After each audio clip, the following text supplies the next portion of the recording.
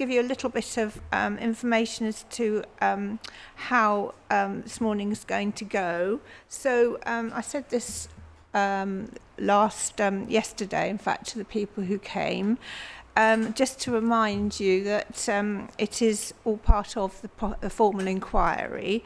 So we are subject to certain rules. One of which is, please, I know you all feel very strongly one way or the other, but no applause, please. That will be very helpful. When you're speaking, could you please turn the microphones on? It's quite easy. You've got a button on the left-hand side, and you just press it, and hopefully there will be a red light. Do you want to have a go? Just try, just to make sure you know how to do it. That's it. You probably find that they can only do one at a time, so I don't know, you're going to speak individually, I'm presuming, so yeah, that's fine, that's great, okay. Then everybody will be able to hear what you've got to say. For everybody else, I'm going to hear the children first, and then, because I'm sure they've got classes to go to and things to do, so they'll be like, they can go when they've said their piece. So when everybody else comes to speak, I would like you to just come and sit down here, and then you'll be able to be seen by on the live stream as well, and we can all see you and hear you. So there is the opportunity for the opposing barrister to ask questions.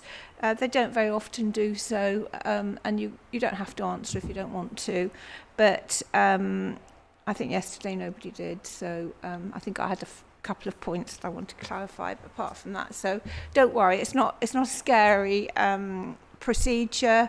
I'm hoping everyone will feel comfortable just telling me what they want to say, really. So without more ado, we're going to first of all hear from the children. I think it's Rodmersham Green Primary School, isn't it? I don't know if you want to, you're the head teacher. I am. Good morning, everybody. Thank you for allowing us to be here. It's an amazing experience for the children to have this opportunity. If it's okay with you, I have something that's written from the teachers and the parents to read. Is that okay with you? Yes. Would I be able to have a copy of it at some point? Absolutely. Of course, you can keep this copy. Yeah, and for the children's. Of course, you can have that this. That would be great. Yes. Thank you very much. Could you introduce yourself? Of course. My name is Nikki McMullen. I am the head teacher of Rodmersham Primary School, which is not too far from here. We are a small, very small rural primary school, and we're here today to share some of the thoughts the children and the staff have been working quite hard on encouraging the children to understand what's happening in our local environment. So I am going to go first, and then the children will follow.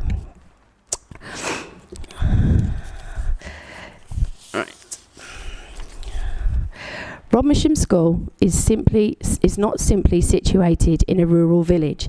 It is part of a living, breathing landscape that shapes the way my children learn, think and grow. The proposed Highsted Park development would fundamentally damage the fragile ecosystem of this community-led, nature-rich education by tearing apart the rural setting and infrastructure that makes it all possible. Our children do not just look out at the countryside. They move through it, interact with it, and learn from it every single day. They access much of their curriculum by walking safely across the public footpaths which connect our school with the surrounding orchards, farmland, the local church, and village landmarks. These footpaths are far more than scenic routes. They are lifelines of learning and well-being.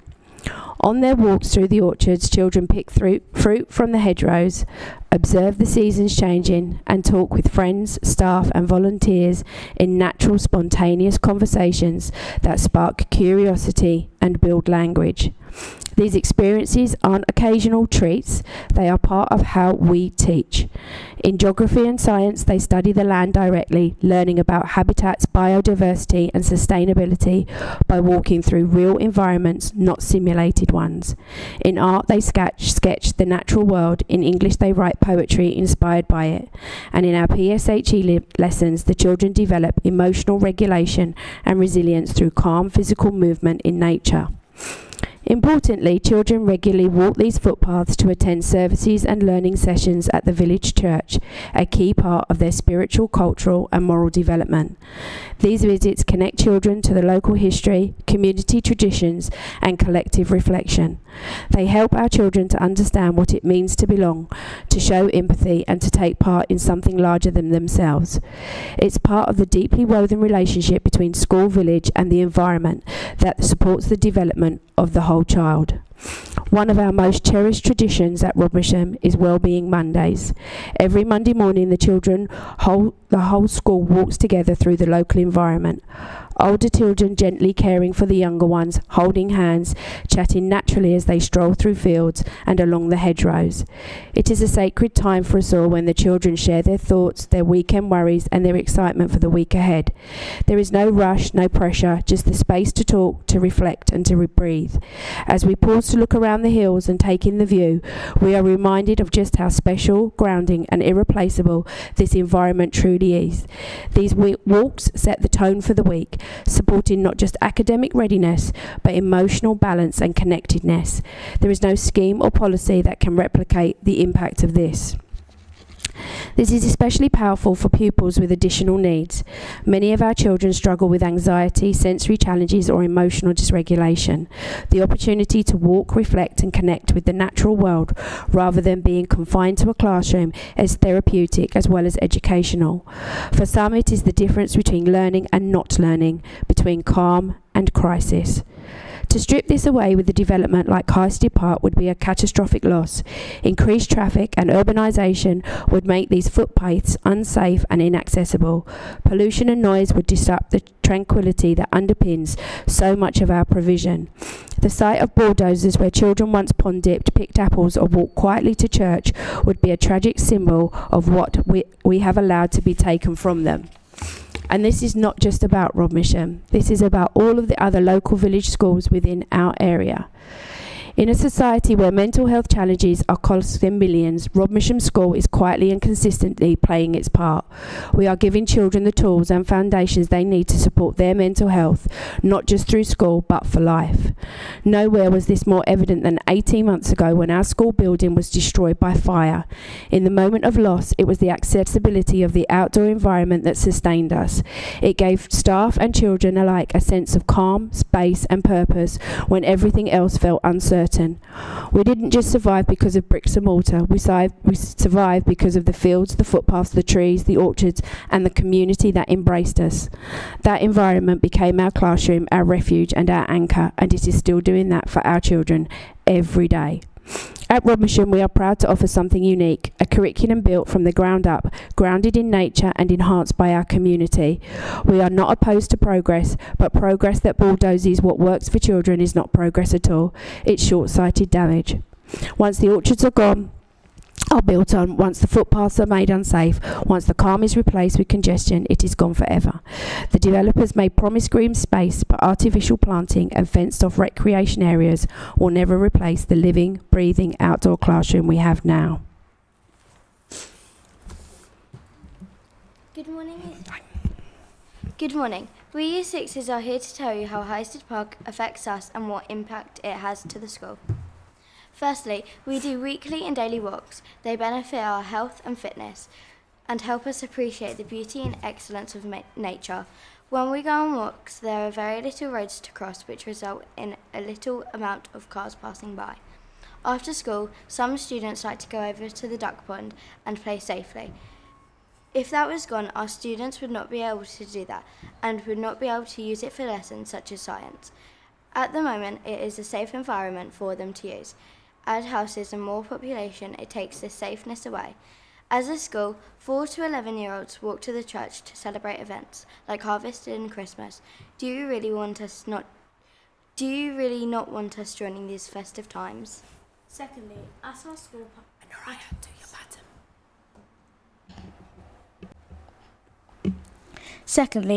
our school parking is very chaotic. If you build Highsted Park, it will be very busy and will be appalling to park as well as unsafe for everyone around. Children move from London to the countryside to get a change of scenery and breathe in fresh air, and if it is decided that Highsted Park goes ahead, then then it could undo all the good that Romasham has brought to them. At special events like VE Day and D-Day, the community celebrate by lighting the beacon. Do you not want us to acknowledge these memorable times?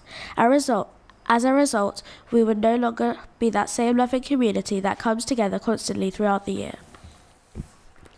Furthermore, if Highsted Park goes to plan, then Bodmersham School will not be able to accommodate the influx of children, and it may well be closed, and a bigger impersonal school, which for some children may affect their mental health, will be built.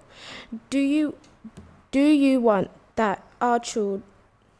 This brings me to my other point, that our children are very close as a family and we help each other. If more children join, this could interfere with our school values, family, fairness and fairness. In addition, Rodmersham School was built in the Victorian times, 1869, has withstood 2 world wars and is an outstanding school, as Ofsted has said.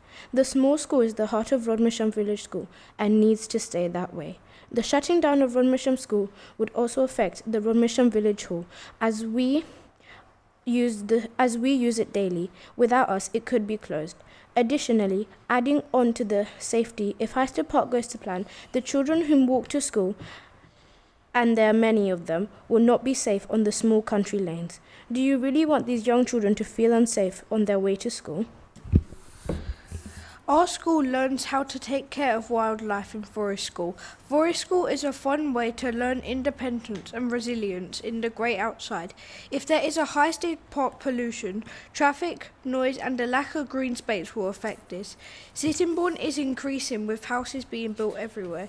Kent is said to be the Garden of England that will have to be changed to the Kingdom of Buildings. And why would you want to change that? That brings us to the end of our speech.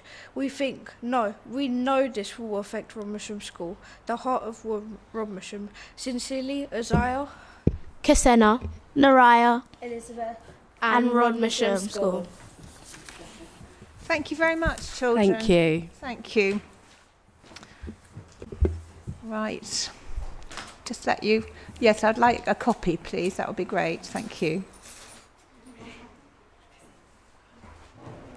Just one you can keep and we can copy it. Just one from your teacher and one from... Yes, you've got them. Great. Thank you, children. Enjoy the rest of your day. Thank you. Not at all. Thank you.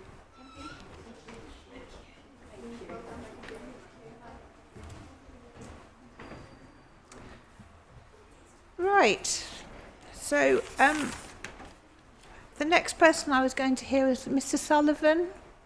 I hear you've just come off night shift, so I think you probably want to go and get some sleep, I should think. So have we got something? I've got something in writing from you, actually. Yeah.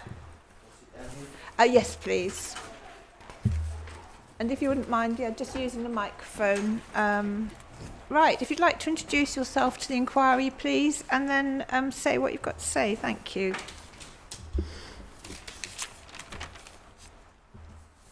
Good morning all. My name's Neil Sullivan. I was born on the Isle of Sheppey and I've always lived in the Barrow of Swell. I went to school in Sittingbourne, attending Grove Park Primary School and Westlands High School. I object to the Highsted Park development and wish to highlight the issues of being the severe lack of doctor's surgeries in the area already. This is something that needs to be addressed before additional housing and strain on existing services can be considered. I moved to Doddington from Sittingbourne in 2010. I was informed by my Sittingbourne GP that I had moved out of the Sittingbourne catchment area and I'd need to find a new GP. Tenham had 2 choices of surgeries at this time, the Tenham Surgery and the Tenham Medical Centre. I registered with the Tenham Surgery in Tenham High Street in November 2010. In 2017, Tenham Medical Centre closed, leaving just 1 GP in the area, the Tenham Surgery. This put extreme pressure on the Tenham Surgery, with it approximately doubling the additional patients needing their services. In August 22, the Tenham Surgery also closed and patients were informed they are now required to use the services provided in the Memorial Medical Centre in Sittingbourne. At this point, I'd like to refer to my earlier comment. When I moved to the village 12 years previous, I was informed I lived too far away to be a registered patient in Sittingbourne. In the 2011 census, Tenham had a population of 2,913 residents relying on the services provided by 2 surgeries in Tenham. This does not take into account the hundreds of residents living in the outer villages also used to rely on these services, such as myself.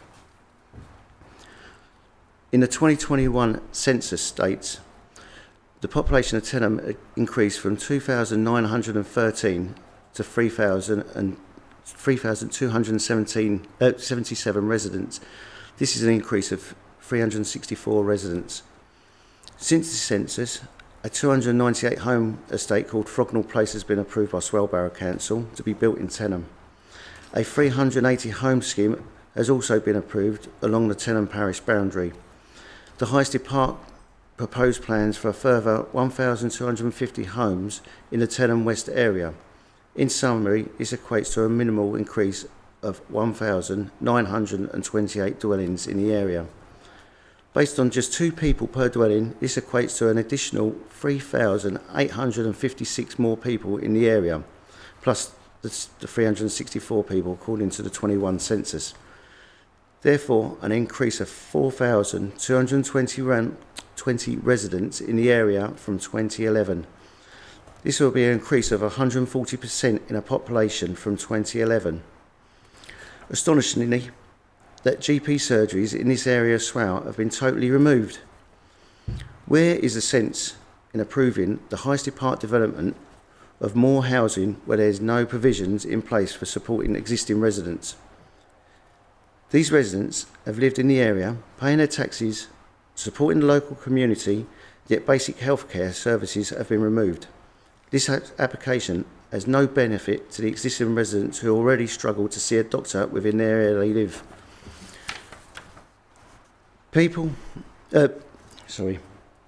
Provide the existing residents the healthcare they desperately need now before approving any more residential building. Thank you for your time and let me give my opinion on this matter. Thank you very much, Mr. Solomon. No, No questions? thank you. Am I able to go to sleep? You can. Yes, thank you. Okay, thank you very much. No, please. Yes, I'm always forgetting. Councillor Bowen, please.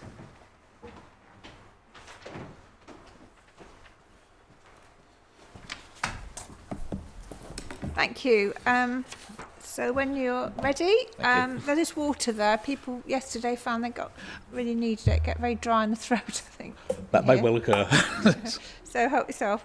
So just introduce yourself, please, and then say what you'd like to say. Thank you. Good morning, everybody. My name is Lloyd Bowen. I'm very grateful for the opportunity to address this inquiry and speak on behalf of a significant number of residents who are united in opposition to the proposed development of Highsted Valley. Could you just explain your local councillor? Yeah, I've got that. Oh, you've got that coming, have you? Sorry. I speak as one of the ward members for the Tenham and Linstead ward, Swell Borough Council, directly affected by this application, and as a resident in Tenham for 23 years. I'm also really glad that the children came this morning. I thought that was a fabulous thing. I recognise the importance of addressing housing needs and the government's commitment to boosting the supply of homes. However, the Highsted Valley proposal represents not the delivery of sustainable, local, appropriate development, but a speculative, poorly located and environmentally damaging scheme that is fundamentally inconsistent with national planning policy and with the principles of good planning. I intend to focus on 6 areas based on the NPPF. First, conflict with the plan-led system, prematurity and undermining of democratic planning. At the heart of the national planning policy framework is the principle that planning should be genuinely plan-led. Paragraph 15 states that the planning system should be genuinely plan-led, empowering local people to shape their surroundings. This application is not allocated in the adopted local plan and lies well outside any settlement boundary. It is not consistent with the council's spatial strategy. The application comes forward not as part of a coordinated growth plan, recognising that Swell currently doesn't have an updated local plan, but as a speculative development. Its approval would preempt decisions properly taken through the local plan review. The council has already indicated preferred growth areas elsewhere, and to approve this application now would undermine the local plan process. Paragraph 49 of the MPPF provides that where a development is so substantial or its cumulative effect is so significant that it would undermine the plan-led making process by predetermining decisions about the scale, location or phasing of development, it may be refused on grounds of prematurity. That threshold is met here. Highsted Valley is not a minor infill. It is a large strategic scale development that would consume open countryside and dictate the spatial pattern of development for decades. 2. Unsustainable location. The site is isolated, poorly connected and highly car dependent.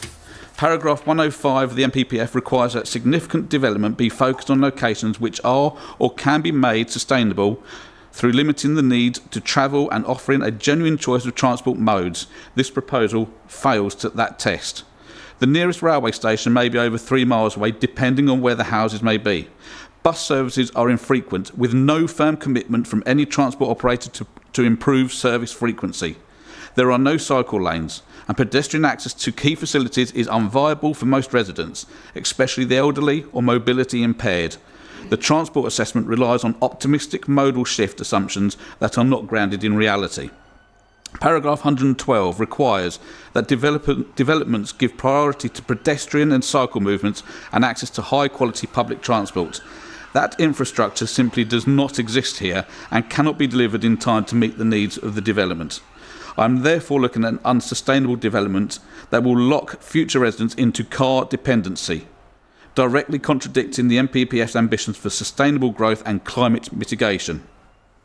3. Significant environmental harm, loss of countryside, biodiversity impact and climate conflict. The proposal would result in the loss of more than 100 hectares of unspoilt countryside. This area comprises high-quality agricultural land and a valued landscape with long-range views, important hedgerow corridors and habitats for protected species including bats, slowworms, dormice and skylarks. Paragraph 174 of the MPPF is explicit that planning decisions should protect and enhance valued landscapes and recognise the intrinsic character and beauty of the countryside. The site, although not in a nationally designated area, forms part of a broader green corridor and contributes significantly to the rural identity of this part of Kent.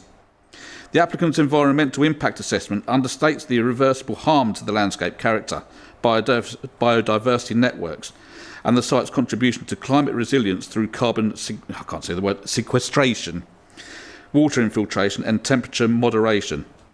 The assessment has been challenged by independent ecologists, and Natural England has raised concerns about the loss of priority habitats and the indirect impact on nearby designated sites. Furthermore, the proposal is out of step with the government's own policy objectives on climate change. Paragraph 152 requires that planning should support the transition to a low-carbon future, shaping places that minimise greenhouse gas emissions and future climate risk. Approving this development would instead enable car-centric growth on a greenfield land, while undermining biodiversity net gain and the objectives of local and national climate strategies. 4. Inappropriate infrastructure. Paragraph 20 of the MPPF requires local planning authorities to plan for infrastructure for transport, health, education and green infrastructure. Here, no convincing case has been made that the infrastructure needed to support this development is either deliverable or viable. Highways. The surrounding road network, particularly the A2 and associated minor roads, already suffers from congestion and safety issues. The applicant proposes only modest junction improvements and traffic light controls, but these are unlikely to offset the additional vehicle movements per day, which could be more than 50,000 trips per day, based on 2 trips a day with 1.7 cars per property. There are concerns about queue lengths, rat running and accident risk. Road safety is a legitimate planning consideration and it weighs heavily against this proposal in my opinion. Schools and healthcare. Local GP practice are oversubscribed and school places, particularly at secondary level, are at capacity. The development proposes Section 106 contributions, but these are not guaranteed to deliver physical expansion of facilities in time. Paragraph 122 emphasises that planning decisions should ensure that new homes are located where services and infrastructure can be supported. That is not the case here. The Tenement Linstead ward currently has no GP health provision within it, and the nearest doctors located at the Memorial Hospital, which is not easy to get to on public transport, and if using your own transport, parking is horrendous. 5. Weak affordable housing and social value case. We are told this development will provide affordable housing. Yet when examined closely, the offers lack substance and enforceability. Only vague commitments have been made to affordable tenure mix, and the viability appraisal is opaque and suggests flexibility to reduce affordable numbers post-permission. Paragraph 62 of the MPPF requires that housing development reflect the needs of different groups, including families with children, older people and people with disabilities. However, the development's housing mix is skewed towards large market homes rather than the smaller, affordable units needed locally. Moreover, this scheme does not include, in my view, meaningful social infrastructure such as community centres, play areas or cultural spaces. Paragraph 69 stresses the importance of delivering cohesive, mixed-use neighbourhoods. Highsted Valley would instead be a car-dominated housing estate with limited social integration and weak community identity. 6. Opposition from the local community and parish councils. Paragraph 2128 of the MPPF requires applicants engage proactively with communities, yet residents have repeatedly described this process as opaque and dismissive. Consultations were poorly advertised with limited face-to-face engagement, and significant amendments to the application were submitted without adequate consultation. Over 1,200 written objections have been received. Local parish councils have unanimously objected. Residents have organised petitions, village meetings and professional planning reviews, none of which have been meaningfully addressed by the developer. This overwhelming level of opposition reflects not NIMBYism, but genuine material concern about the consequences of this development. Public opposition is not determinative in itself, but in the context of a scheme with so many planning policy conflicts, it must be given substantial weight. From what I can tell, the level of opposition vastly outweighs the level of support, which is predominantly given by the MP for Sittingbourne and Sheppey. Yet the vast majority of this application does not sit within that constituency. I was due to sit on the planning committee at Swale Borough Council the evening where the committee would have made a decision, after months, indeed years of work by officers. To have this snatched away at the last minute whilst not planning grounds was an affront to the people of Tenement Linstead, Sittingbourne, Swale and to the democratic ideals that this country holds dear. I would now like to address several key points raised by the applicant in their planning statement and supporting document and explain why their arguments do not, in my view, withstand scrutiny when assessed against national planning policy, local context and the evidence before this inquiry. First, the site is necessary to meet local housing needs. The developer repeatedly asserts that the Highsted Valley is essential to meeting the district's housing supply and that without it the authority will fall below the 5-year housing land supply requirement. However, I submit the Council has recently updated its 5-year land supply statement, which demonstrates a deliverable supply without reliance on this site. The MPPF paragraph 74 makes clear that the 5-year requirement must be based on robust, realistic deliverability. Many of the developers' assumptions rely on optimistic lead-in times and build-out rates for a large complex site with significant infrastructure requirements. Even if there were a modest shortfall in supply, the tilted balance under paragraph 11D of the MPPF should not apply where specific policies in the framework provide a clear reason for refusal, including those relating to environmental harm, heritage impacts and plan making prematurity. All of those factors are engaged in this case. Therefore, the claim that the site is needed for housing supply is both factually unquestionable and policy insufficient to justify overriding the substantial harms. 2. The site is in a sustainable location with access to services. The applicant suggests that the development site is sustainable and accessible, citing proximity to nearby towns and limited existing bus services. In reality, the nearest train station may be over 3 miles away with no direct pedestrian route. The nearest GP services and schools are already operating near or at capacity. The existing bus services cited by the developer operate at low frequencies and are not sufficient to support a development of this scale. There is no binding agreement with bus operators to increase frequency or routes in a way that would reduce car dependency. The framework clearly states that major development should be directed to locations that are or can be genuinely sustainable in transport terms. This site fails that standard. No amount of aspirational travel planning can overcome the site's isolation or infrastructure deficit. 3. The development will deliver high-quality design and placemaking. The developer makes much of its vision for high-quality landscape-led development with green infrastructure and open spaces. However, I note the illustrative master plan lacks clarity on delivery of key placemaking elements such as local centres, health provision or walkable connections to any existing settlement. Promised amenities such as community facilities and new retail are not secured by enforceable triggers in the phasing strategy or the draft 106 heads of terms. The proposed density in some areas is inconsistent with surrounding settlement patterns, and the built form threatens to overwhelm nearby rural villages.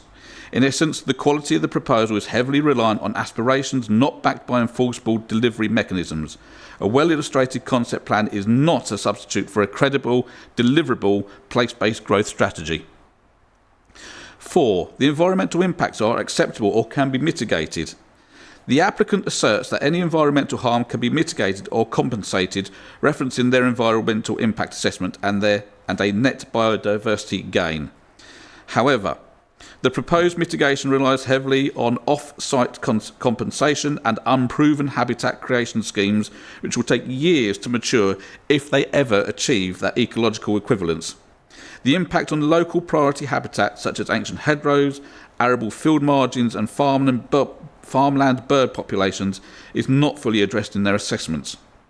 The EIA underplays the loss of ecosystem services provided by the current greenfield land, including flood resilience, air quality benefits and carbon storage, all of which will contribute to wider climate adaptation goals under paragraphs 153, 154 of the NPPF. The mitigation case is not credible or proportionate. The precautionary principle should apply, particularly when development cannot demonstrate ecological neutrality in practice. 5.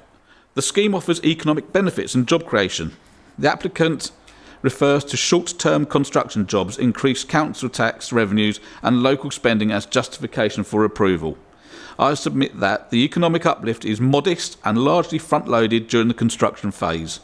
There are no long-term employment opportunities associated with the scheme. It is a commuter estate, not a mixed-use or employment-led development. Local services such as schools and GPs will experience increased pressure, and public funds may ultimately be needed to expand capacity, not a net economic benefit. While economic considerations are material, they must be weighed against social and environmental harms. In this case, the benefits are limited and cannot outweigh the serious planning policy conflicts. 6. There is strong demand and market interest. Developers frequently cite housing demands and market interest as justification. However, as the NPPF makes clear, planning decisions should not be dictated by speculative demand, but by well-evidenced need, good spatial planning and sustainability principles. Demand alone does not justify building in the wrong place. So the summary. The applicant's case rests heavily on asserted benefits that are either overstated, insufficiently evidenced or undermined by unresolved delivery risks. Meanwhile, the adverse impacts on landscape, climate, infrastructure, transport and community cohesion are clear, substantial and unmitigated. To have a road cut through a conservation area within Tong and its history, including links to Vortigern's Castle, is simply wrong. This application fails on both limbs of the NPPF Sustainable Development Test. It conflicts with the adopted development plan and does not comply with national planning policy. And it causes significant and demonstrable harm that outweighs the supposed benefits. So, conclusion. This inquiry is tasked with assessing whether this development represents a sustainable development in accordance with the NPPF. I submit that it does not. The harms, environmental, social and infrastructural, are not outweighed by the alleged benefits. Housing need, while real, does not justify a poorly located, infrastructure deficient development that undermines the local plan, harms the countryside and fails the test of sustainability set out in national policy. There are better, more appropriate, more sustainable ways to meet the housing need. This proposal is not one of them. I therefore respectfully urge the Inspector to recommend and the Secretary of State to confirm that the application be refused. Thank you for your time. I just wanted to say that we haven't reached the highways evidence yet, Right. so you might like to come along to that. I don't know. And if you've got a question, I'm sure you could ask it. Same with viability, affordable housing, and planning policy. So if you've got an interest there, I will come. or you can watch it otherwise on the live stream. But thank you very much for your comments. Thank you. Right, thank you very much. So next on my list is just, Emily Lambourne. Thank you.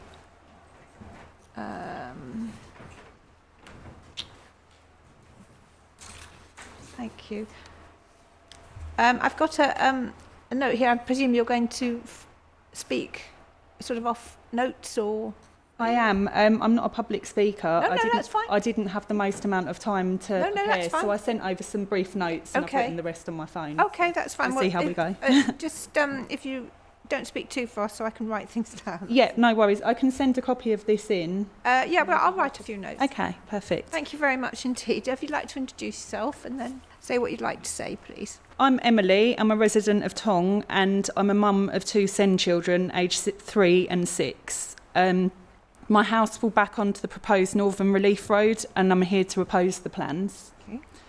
I'm not a public speaker, as I've just said, fine. but I'm very grateful to come along and use my voice, so thank you. Fine, thank you. I've got 3 main points that I want to cover today. The first one is the Highsted Park development on a whole and my thoughts on the current infrastructure. Whilst I appreciate some schools, doctors, etc. are part of the plans, I don't think they're sufficient enough to account for the current issues as well as the impact of more housing to this extent. The proposed infrastructure also won't arrive before the impact of the plans take effect on my family as well as many others.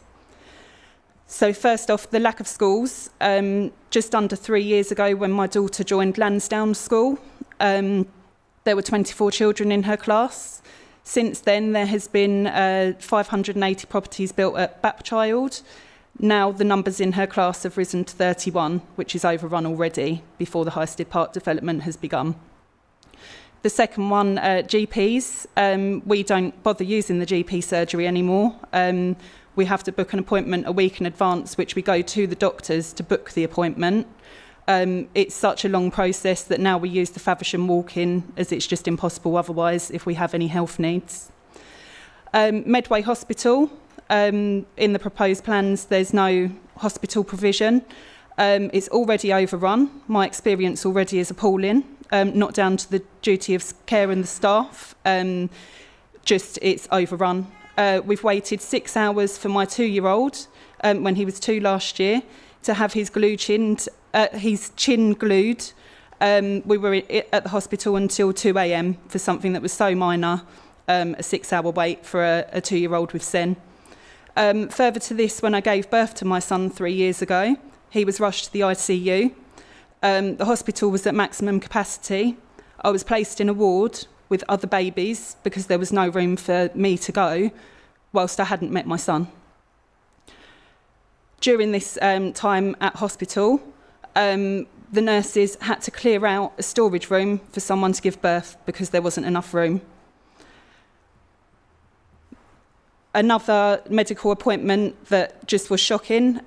We had a letter through the door this week from the NHS moving my daughter's paediatrics appointment, which we've waited months for from July to December. That's 7 months for my daughter to get a medical appointment for something that causes her pain daily. The SEN provision, we're 1 year down the line of a 3-year wait for diagnosis for my daughter for autism. That's if there's no further delays in the process, which I expect there will be once it's more overrun with the Highsted development. That's just the first initial appointment. The dentist, we travel 20 miles away for a dentist in Chatham. That's a 90-minute round trip for me and my family to see an NHS dentist. So that's the current infrastructure. My second point, the main reason that I'm here personally, the Northern Relief Road. The Northern Relief Road will have a flyover on the part of the plans that leads from the Eurolink to the A2 at Bapchild. Hang on a minute, sorry, I'm just trying to picture it. I have got So do you live at just the northern side of the railway? No. Oh. Oh, that's great. Thank you very much.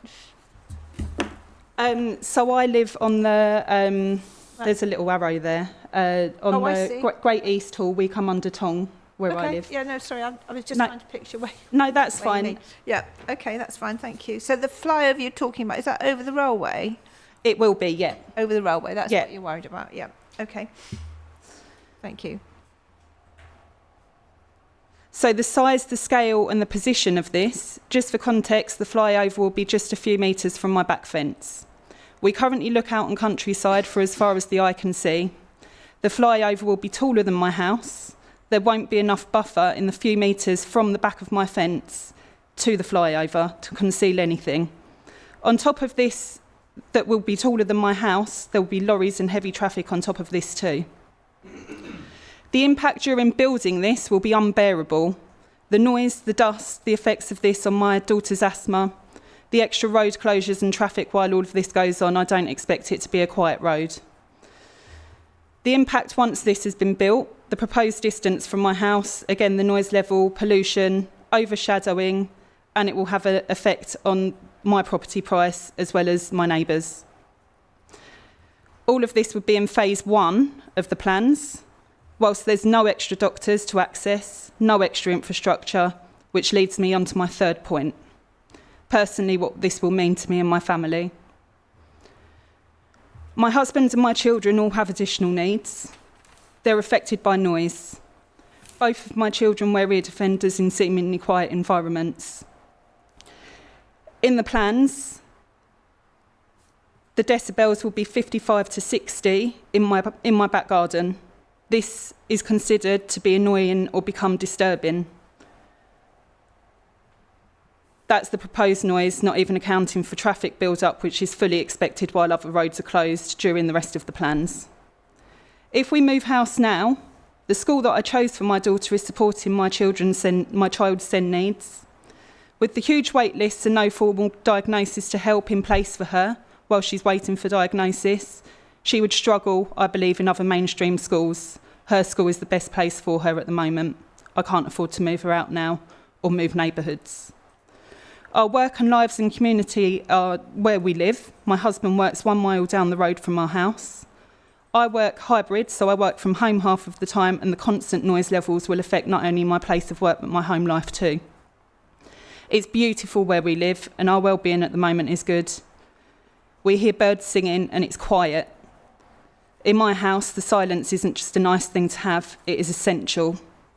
The Northern Relief Road would have an effect on the use of my back garden, my children being able to play out the front with the extra traffic that would come with it, and even down to opening our back curtains because we would be so overshadowed by the flyover. To conclude, going ahead with these plans will literally be ruining my children's mental and physical health. It would have a detrimental effect not only to my house, but many others too in my neighbourhood and others as well. Thank you very much. Just a sec. Right, thank you, Miss Lambourne, very much. Thank you. So can I keep this plan? Yeah, I've got more if you need more as well. I was told to bring them along. No. You okay? That's fine. Yes, thank you very much. Thank you. Thank you very much.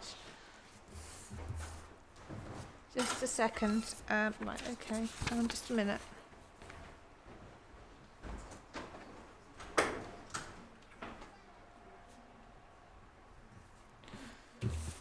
Right. Okay, thank you. Ms. Cooper, next.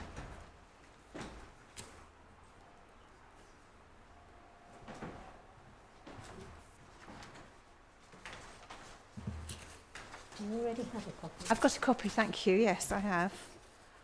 So just make yourself comfortable. There's lots of cups there if you want some water. I shouldn't use that. Someone else has. Have they also? Have you just bought that? I've just carried it from my... Oh, I see. That's what. Sorry, I thought someone else's. Right. Okay. So if you'd like to just introduce yourself, please, and then say what you'd like to say, please. Thank you. Is the microphone already on? Yes. Yes. Yep. That's it. Okay. Yep. I'm Christine Cooper, a long-term resident from Tenham.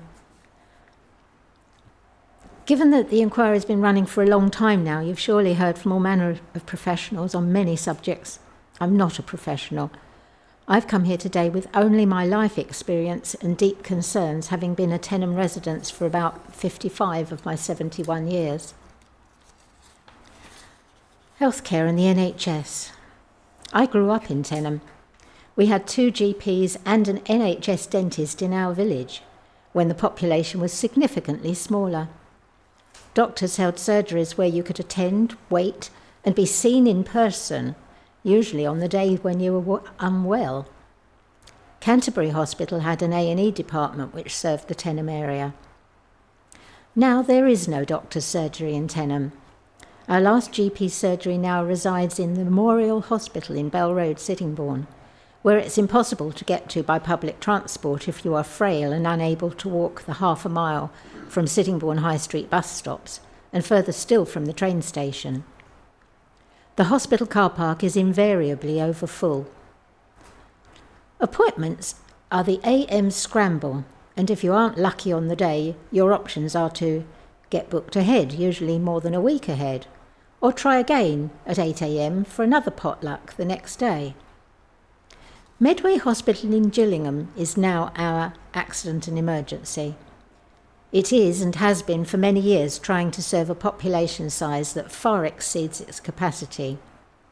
I have had the experience of sitting on the floor beside a trolley bearing my aged mother for 24 hours back in 2016, and the situation remains the same. I'm aware that the existing building permit for the Frognall Place development has allowed space for a doctor's surgery near the corner of the A2 and Frognall Lane. I'm also aware that it is highly unlikely that such a surgery will get built there, in part because of the Highsted Park plans and the increase in population that makes it non-viable. The NHS does not have the funds to build, equip and staff it. So I perceive the Highsted Park proposal to be harmful to the existing population, who will have an even greater competition for appointments, and the NHS in the area where GPs are already in short supply. It will be even more stretched. Although the Highsted Park plans do indicate a new medical facility, when would that be up and running? Who will fund its building and equipment? And until that happened, where would this new town-sized population be trying to access their healthcare? Transport. Growing up in Tenham, we were served by a regular bus service which ran all the way out to Konya. We had a railway station with full-time staff and trains that stopped several times an hour. Railway staff helped my mother to get her pram on and off the train using the guards' van space.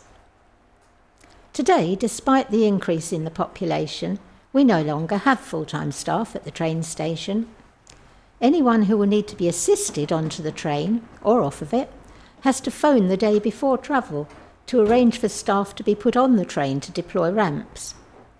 There have been occasions when such staffing has failed to happen. I've had to hold the door button till the driver got out of the train, walked along the platform, deployed the ramps for my husband's wheelchair, before stowing them again and then returning to drive the train. Our bus services to all of our outlying areas have been cut, and in some areas totally. The remaining services, those on the main A2, have limited space on board for wheelchairs, walking frames and wheeled shopping bags. So it's the disabled and the elderly who are not going to be able to make use of the much alluded to walking and cycling environment that the proposed building plans try to extol.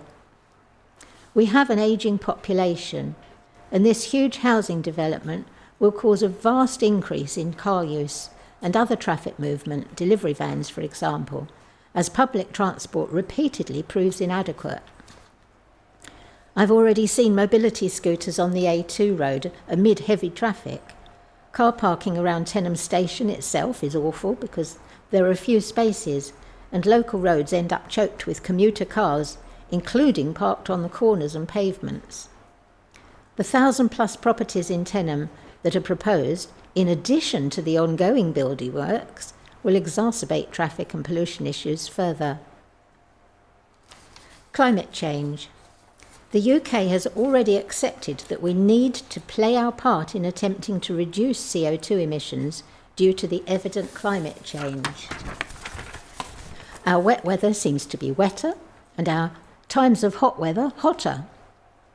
I understand that the average UK household produces in the region of 6 tonnes of CO2 per year, and that during the construction of an average new house, emissions of CO2 can be around 184 kilograms per square metre in production. I've not been able to find any figures for the construction of the roads, but believe this too would be considerable. So surely the homes that are most needed, for those unable to buy them from existing housing stock, are modest-size homes for social housing, and they should be built where infrastructure for them already exists.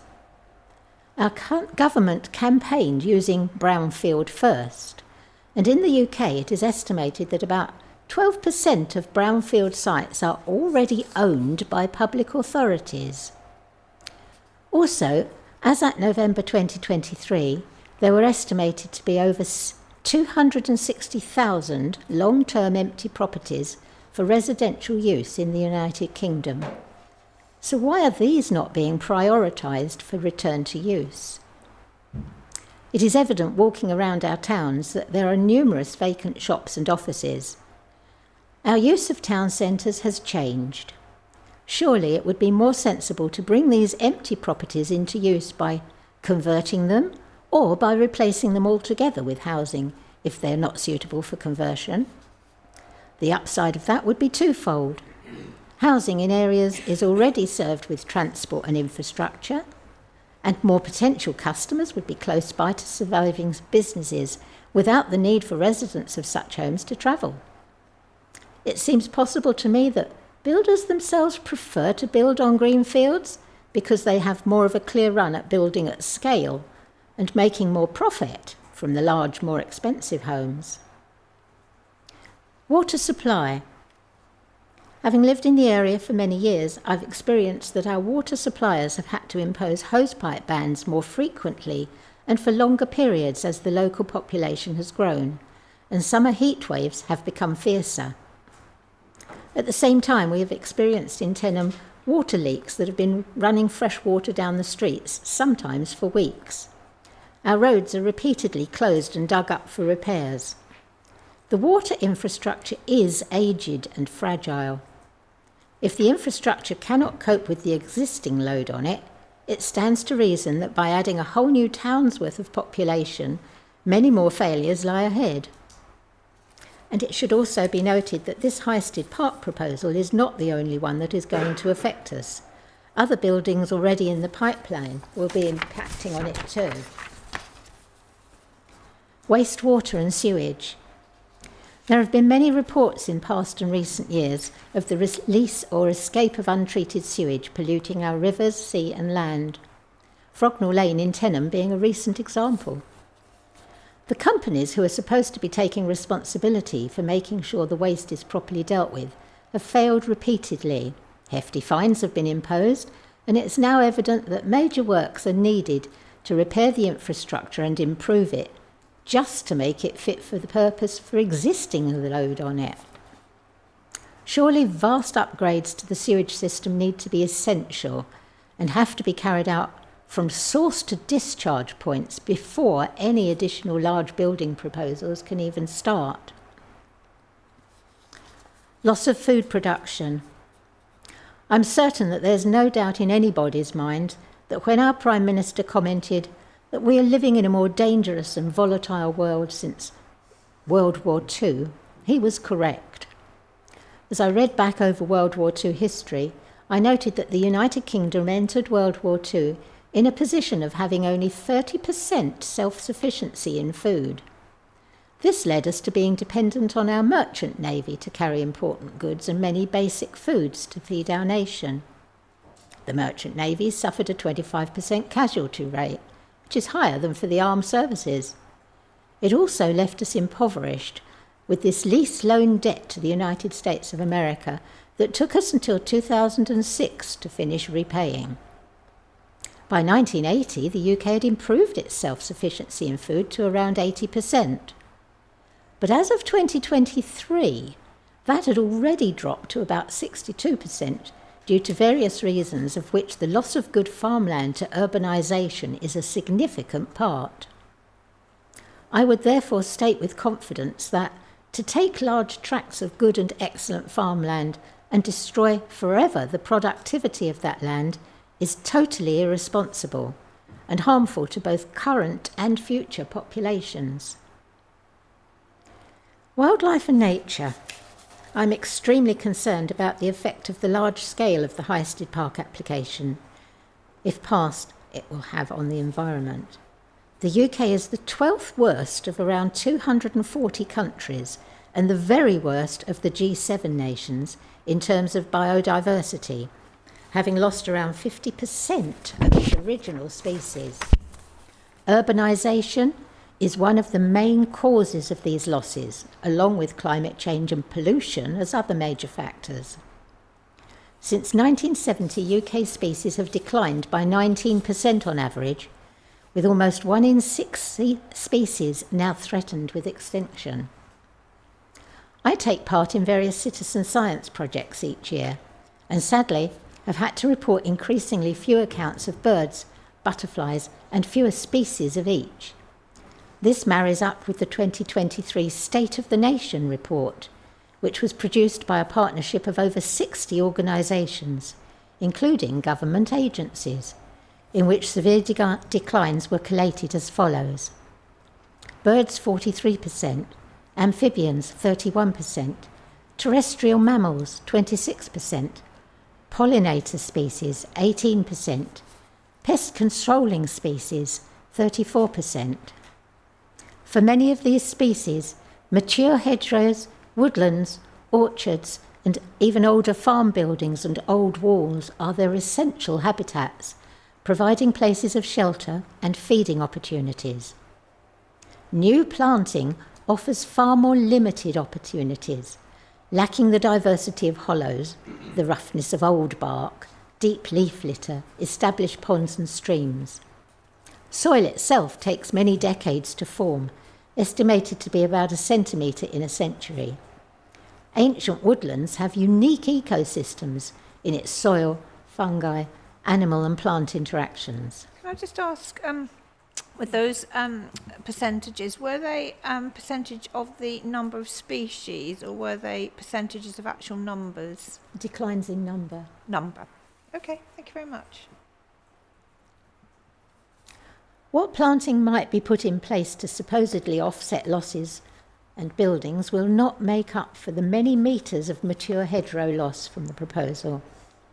15 years to grow to any decent size was mentioned in the opening day of this inquiry. A lot longer for the most beneficial varieties of plant life, and this represents many generations during which wildlife will be lost.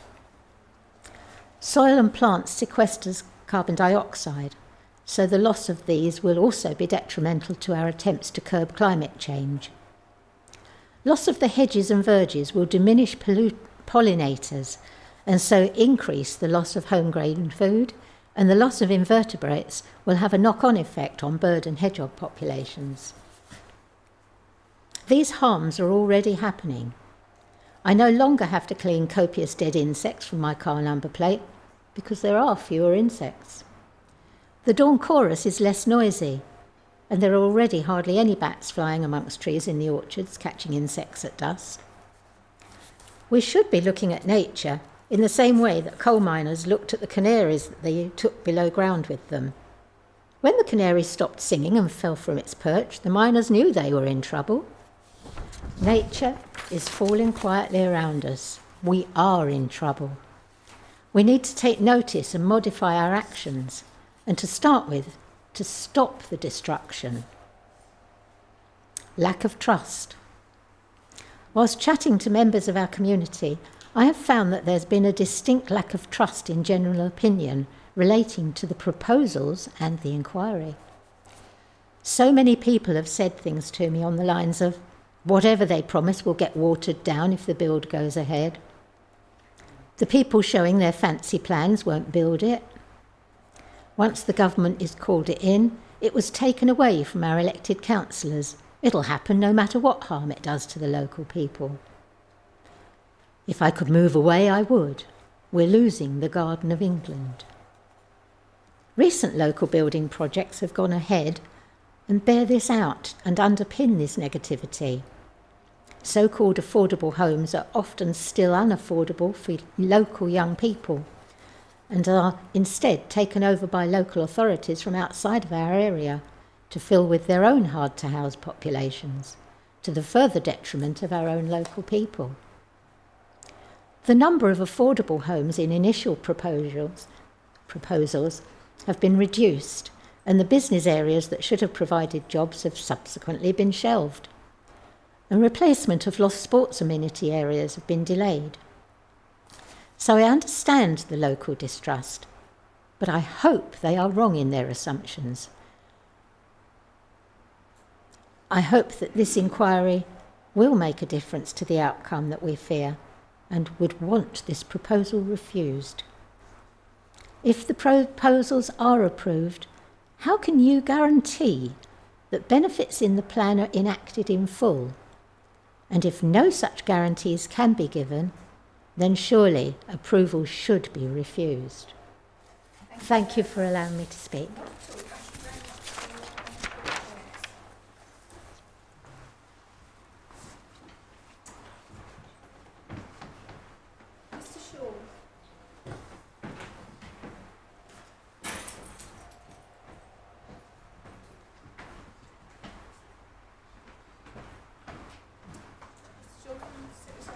Yes.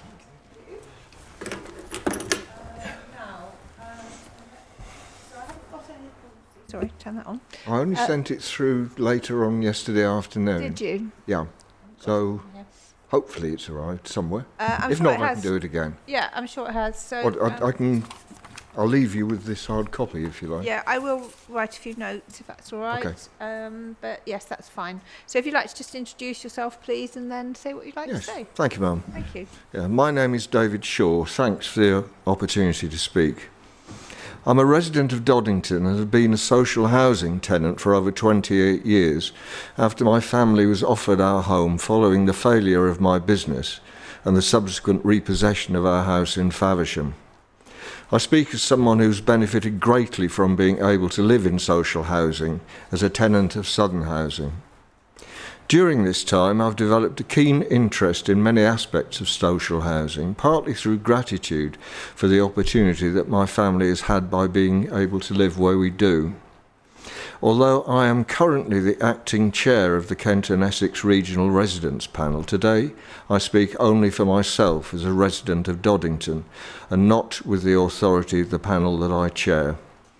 Neither does anything that I say will be on behalf of our landlord, Southern Housing. I attended a meeting about the Highsted Park plan in our village hall earlier in the year, and following the presentation by various concerned parties, asked if there was any provision for social housing in the scheme. I was told that there was not.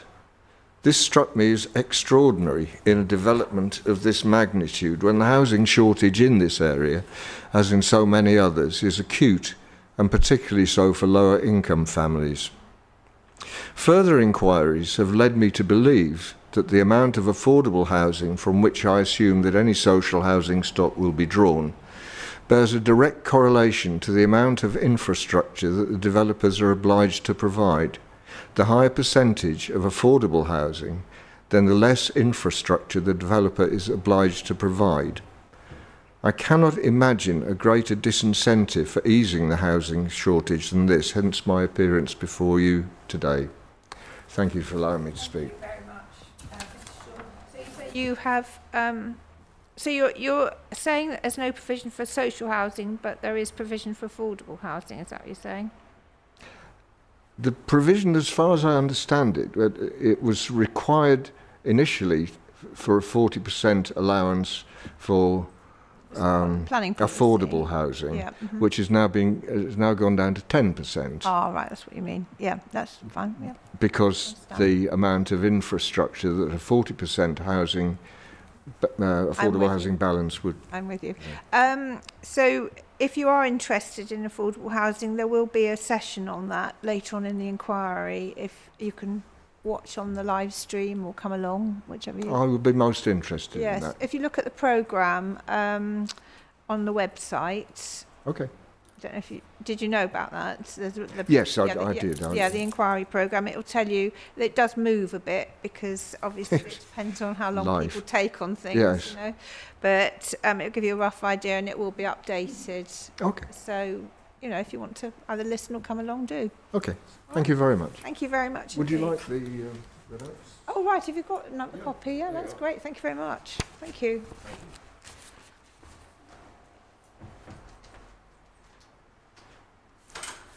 Just a second.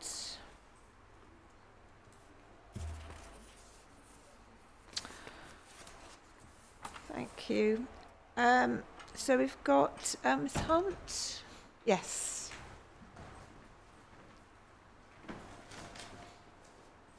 We'll have you and then one more and then I think we'll have a break. All right. So, right. Let me just get your submission here. Right, if you'd like to introduce yourself and then tell me what you'd like to say. Thank you very much. I'm Debbie Hunt and I'm a resident in Rodmersham. I wanted to acknowledge the brilliant and well-researched, and I should add heartfelt, particularly today, comments that have been made by other speakers so far. It covered many of my own thoughts and fears, and I'm not able to comment with any weight and reflected the time and care, and my own thoughts and fears that I'm not able to comment on with any weight. And it reflected the time and care that the speakers have taken to present such cogent and insightful evidence into issues around BMV, water, roads and junctions, amongst many. Such dedication and unpaid hours spent preparing for this inquiry should be acknowledged, and I'm more than grateful for their contributions. I'm opposing this application. I'm not an expert in planning, highways, heritage or ecology, but I can with some authority give you my insight into being a resident of Church Street Conservation Area. This conservation area is fully adopted and accepted by Swale Borough Council. We have lived at Glebe House, Church Street, Rodmersham since 1997, a mere 28 years, raising our 3 sons, all of whom was christened at the nearby 15th century St Nicholas Church. Glebe House is the former vicarage, as noted on the 1896 Ordnance Survey map, and which we believe to have been built around 1878.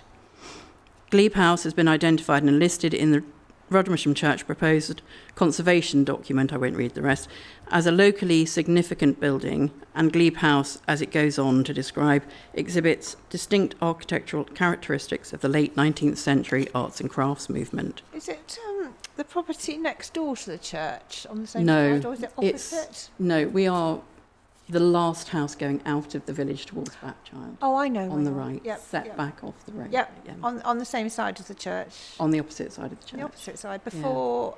if you're coming down the hill from Bapchild into the conservation area, the coach house is the first little cottage you see. Our house is set slightly behind with the wall. Right, I know. The long wall. I won't go on to describe. Good. This gives me an idea. Yeah, no, that's fine. To the front is Glebe Cottage, originally the coach house to Glebe House, and our neighbour had lived there since the 1950s. We understand that during the Second World War, the house was a base for the army, and a retired major lived there with his family for many years after, and it was sold on by the church. After it was sold on by the church. I have met villagers who recall coming to Sunday school in the house, and it has played its part in village life. Village life here is real. It is not some romantic notion, but a present reality. My own Gen Z sons have spent summers hop picking and cherry picking locally. Opposite us at Coronation Cottages, another neighbour who is now in his 90s worked on the land at Rodmersham since he was a boy. His son was also employed by the farm for many years, and his son too. The cottages were, or are still, tied farm cottages as far as I understand their history. His late wife had babysat our children and had also worked at the farm and the farmhouse since she was a girl, and both contributed, and incredibly, one still does, to many jobs in and around the church, such as mowing, flower arranging, delivering the parish magazine, for example. The church is the central focus of Church Street, and bell ringing practice sounds out across the evening air every Thursday. My point is that this is the fabric of a village. A village is not just a collection of buildings. It cannot be manufactured like Legoland. It evolves. For this development to refer to itself as villages is puerile. The conservation document states that views across a landscape are particularly important when approaching Rodmersham from the north or the south, as they provide its distinctive agricultural setting, its context. This is one of the most intrinsic aspects of this conservation area, the views in and out of Church Street. As you approach Glebe House from Brupchild, at the brow of Church Street by the copper beech trees subject to tree preservation orders is where the breadth of view is first enjoyed travelling towards Rodmersham. It conveys a sense of space, a widening of the horizon that cannot again be enjoyed if it is developed. In the mornings, the sun rises on one side at this time of the year, often burning off any spring mists, with views worthy of a painting, and in the evenings it sets on the other side with wonderful sunsets. There is a real sense of the country as you travel along Church Street. You know you have left the main road, A2, and are trundling into agricultural landscape, through the hamlet, past the church, and again there are views to the horizon unimpeded. These are highly valued landscapes for which Rodmersham is prized. Glebe House, Glebe Cottage, and its long brick wall on the northern boundary form the delineation of the conservation area on that edge, and also now stands to be the last defence between this part of the village and the new development. There is a small cherry orchard on the northern side of Glebe House. This is now isolated, surrounded by brown raw earth at the moment, much like the conservation area will be if the development goes ahead, with the brown earth replaced by brown roof tiles. There have been cherries on this site since we have lived there, although the orchards were twice or more the size. We have enjoyed walking our dogs and our children on the footpaths in the conservation area, using the footpath past Church House. That's the one you were referring to. Yep. I won't read the numbers. The land climbs, and again there are wonderful views back towards the church and the taught trees in our own garden, highly visible, then turning left onto another path and then onto the farm track. Or often walking along Church Street past the church to the farm track and taking the diagonal path across the orchards to Rodmersham Green. When returning, there are extensive views back towards the church and the siting and context of our house. We also use the path towards Scuttington Manor, and over the years have done many variations using these paths. The way they trace and intersect is important and must not be deconstructed. Actually, I walked on that yesterday evening. But it's very difficult, isn't it, to find the link between when you come just out of the dry valley and across to the woodland. The Scuttington path, you mean, that one? Yes, yeah, to go towards the manor house. Yes. It's you not... seem to have to walk across a field. Yeah, I mean, no path showing. Historically, you know, we have been able to walk across fields as well, but I'm trying to just quite stick difficult, to isn't it? Yeah. Oh no, I wasn't saying that. Yeah, I was no. just saying it's you know, it's beautiful. It is a lovely walk.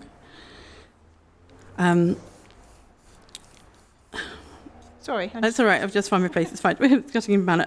Yeah. We've also used the path towards Scuttington Manor, and over the years have done many variations using these paths.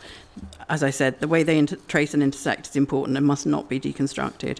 Our sons have also enjoyed this network of paths and tracks, too often just going for a walk. And I have seen many young people around Rodmersham doing the same. When you live in a village but are not old enough to drive, getting out and finding space is important, something I recall from my own younger years. I've seen other regular dog walkers over many years using these routes. Apart from the benefit of using the footpaths and the views in and out as described, I've also enjoyed nature, the peace and quiet. In winter, I've observed regular winter migrations of fieldfares and redwings. We have nesting sparrowhawks and kestrels, little owls, skylarks regularly hover and shrill in summer, but not at the moment since the ground is currently scalped. Chiffchaffs, warblers and finches. A barn owl is seen sitting on posts in Church Street. Suburbanisation of this area, which is what this development is, will have a huge impact on the ecology. I have seen the difference even since hedgerows have been removed from the land over the past years. So who can guess what removing the land itself will do to the wildlife? The noise and light pollution that this development will bring will affect and disrupt our enjoyment of nature and may hinder the presence of it in the first place. The mitigation of created countryside by the developer is a very poor substitute. The loss of such high-grade landscape and agricultural land must be resisted. The density and intensity of this proposal is overwhelming. So close is the proposed boundary of the building on both the north and east flank to Glebe House that they will be closer than my southern neighbour, Church House Farmhouse, which is within the boundary of the conservation area. So my old neighbour will be further away than my new neighbours. The new development will completely erase the important views referred to. They will be no more. The aerial photograph used by Dr. Miller in his proof of evidence, and I've given the reference, doesn't actually show Glebe House, Glebe Cottage, 1 and 2 Coronation Cottages, or Ashgall's house at all. To include them as well requires zooming out and really showing the context and extent to which this cloak of proposed development will smother the conservation area. It really does not take much imagination to visualise the impact. The negligible green ribbon of green on the developer's plan around the Rodmersham Church Street conservation area on the eastern flank of Glebe House extends behind the cottages and Church House Farmhouse, and will surely become a dumping ground, for it's not significant enough to warrant stewardship. Who will manage this? Many new build schemes create estate management companies who do not manage new developments. Already near Orr, Faversham, new developments already near Orr, Faversham look unkempt with weed-strewn roundabouts. Currently, this green strip is part of farmland that was until a few years ago a plum orchard. It is now ploughed and managed by the landowner, but who will take it on? I have to say that I found the keys to the plan quite challenging to differentiate the shades of green.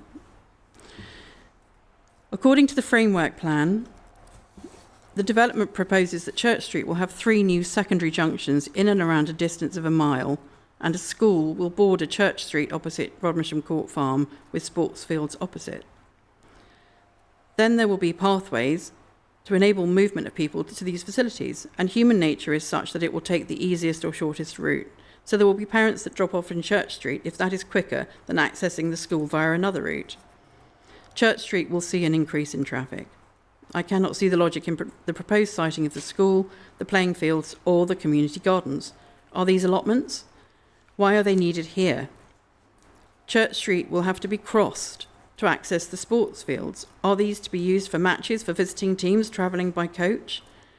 There is little essential detail considered, it seems. These amenities should be embedded centrally in any development as a central point for users to gravitate to rather than flung out to the edges, so car journeys will be necessary for those that live further away. Church Street does not have a speed limit, and one assumes this will have to change if a school is sited here. What next? Speed ramps? Zebra crossings? How does the aesthetic of a school and playing fields sit in the context of the conservation area? The very atmosphere and experience of this part of Rodmersham will cease to be. It does not destroy the buildings per se, but it does destroy the context. Church Street will suffer. The developer offers up community green spaces, but that's like churning up Centre Court at Wimbledon and giving us swing ball instead. We have the real thing, the countryside itself. Having visited a show home by the developer Quinn at Smeeth, as I wanted to see the quality for myself, I was most shocked to learn that there was no possibility of a loft conversion, as the foundations were not adequate for that. Who builds a house with just enough foundations? Zero future-proofing. We cannot and should not agree to accept that kind of legacy.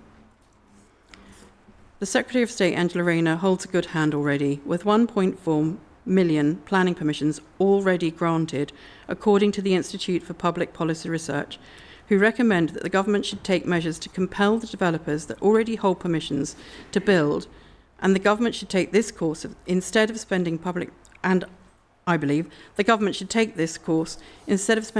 money on inquiries that need not exist.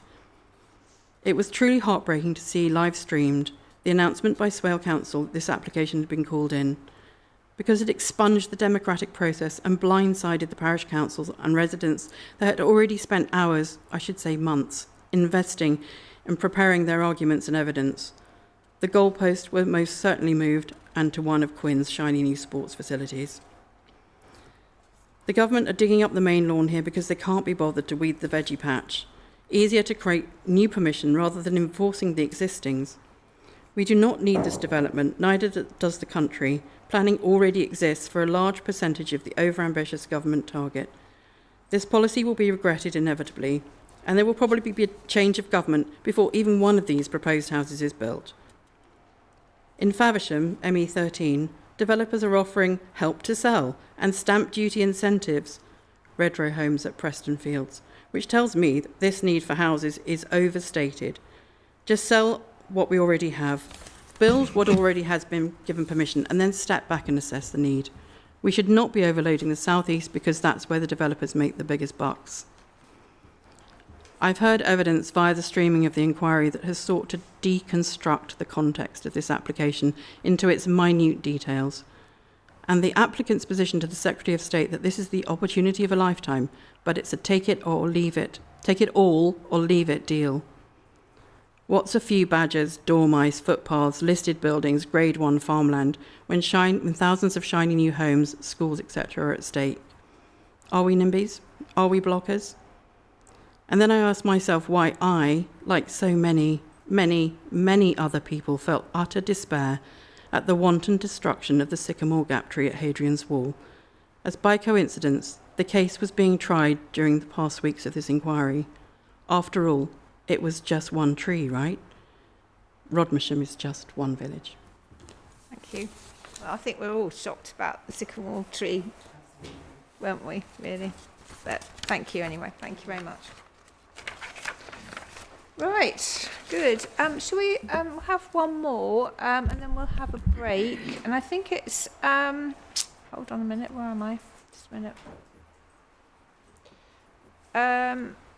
It's Thomas Brain's representation read by Councillor Speed, is it? Yeah. You're actually reading two, aren't you? Yes, I'm reading. Yeah, that's all right. Just do them. Yeah, that's fine. Thank you.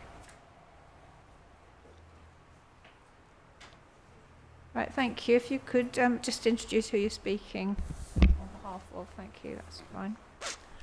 Thank you, Madam. Good morning, everybody.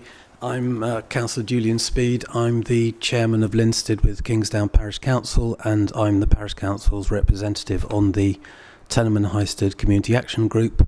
I'm also, you heard earlier from my colleague, Councillor Bowen, I am the other ward councillor in Tenham and Highsted, which would be adversely affected by this development.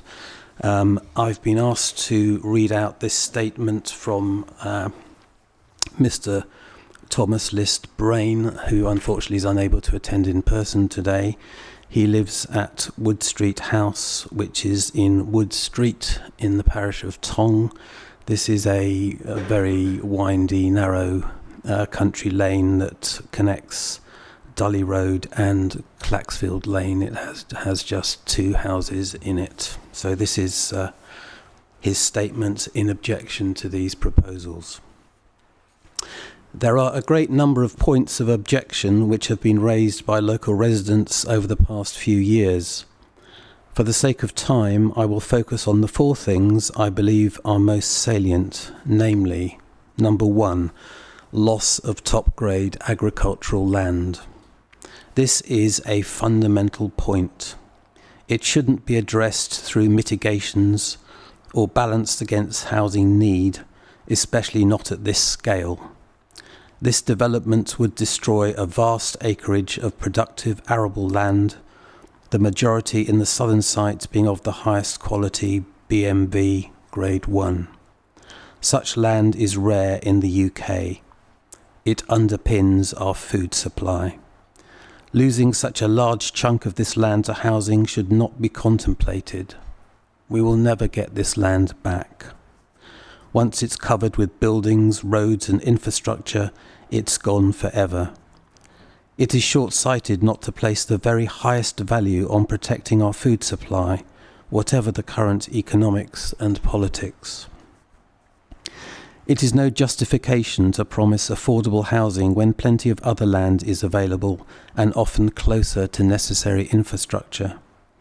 Yes, other land might not be as financially attractive or convenient to developers, or considered as economically viable for them in terms of housing volume, but this viability should not serve as an overriding justification for building on areas of greenfield, let alone BMV. I believe this is the fundamental issue. Number 2, lack of water supply. There are highly significant issues with water supply and management in this area of Chalk Downs. I don't believe these has been given enough attention or weight. Where will the water come from without significant negative impacts and risk? How will drainage and sewerage be handled safely and ecologically? Can these things ever be fully addressed? The indication from experts so far is that they cannot. 3. Impact on our chalk aquifers. Protecting our aquifers from disruption and contamination is critically important. They are very vulnerable. Paving over the ground and building whole towns and infrastructure on top of and next to areas of sensitive ground, particularly in the southern site, can only lead to problems, no matter the mitigations. Again, I believe there needs to be more focus on this as a fundamental issue. And again, I fear mitigations being used to simply finesse these proposals, leading to significant and ongoing damage to our aquifers. Number 4, local roads, congestion and the environment. Even with new roads within the development site, there would be severe impact on neighbouring roads from a large population increase. This would be miserable for existing residents. We already have real congestion problems on the stretch from Tenham to Sittingbourne.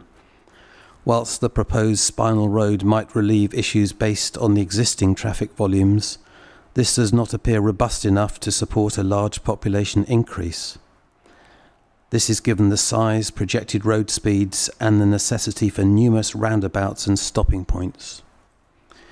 With 8,400 houses added near this road, a huge number of new residents will be using cars.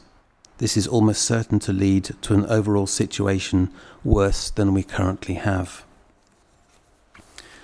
Further, it would be worse for residents of the surrounding rural areas. Car movements would bleed into the narrow country lanes bordering the site, which mostly have high verges and few passing places. I can foresee the new residents using these lanes as rat runs up to the A2 Watling Street, leading to a massive change to the way life is lived here, and frequent gridlock. For example, I live along Dully Road and Wood Street, and often use Claxfield Lane and Linstead Lane.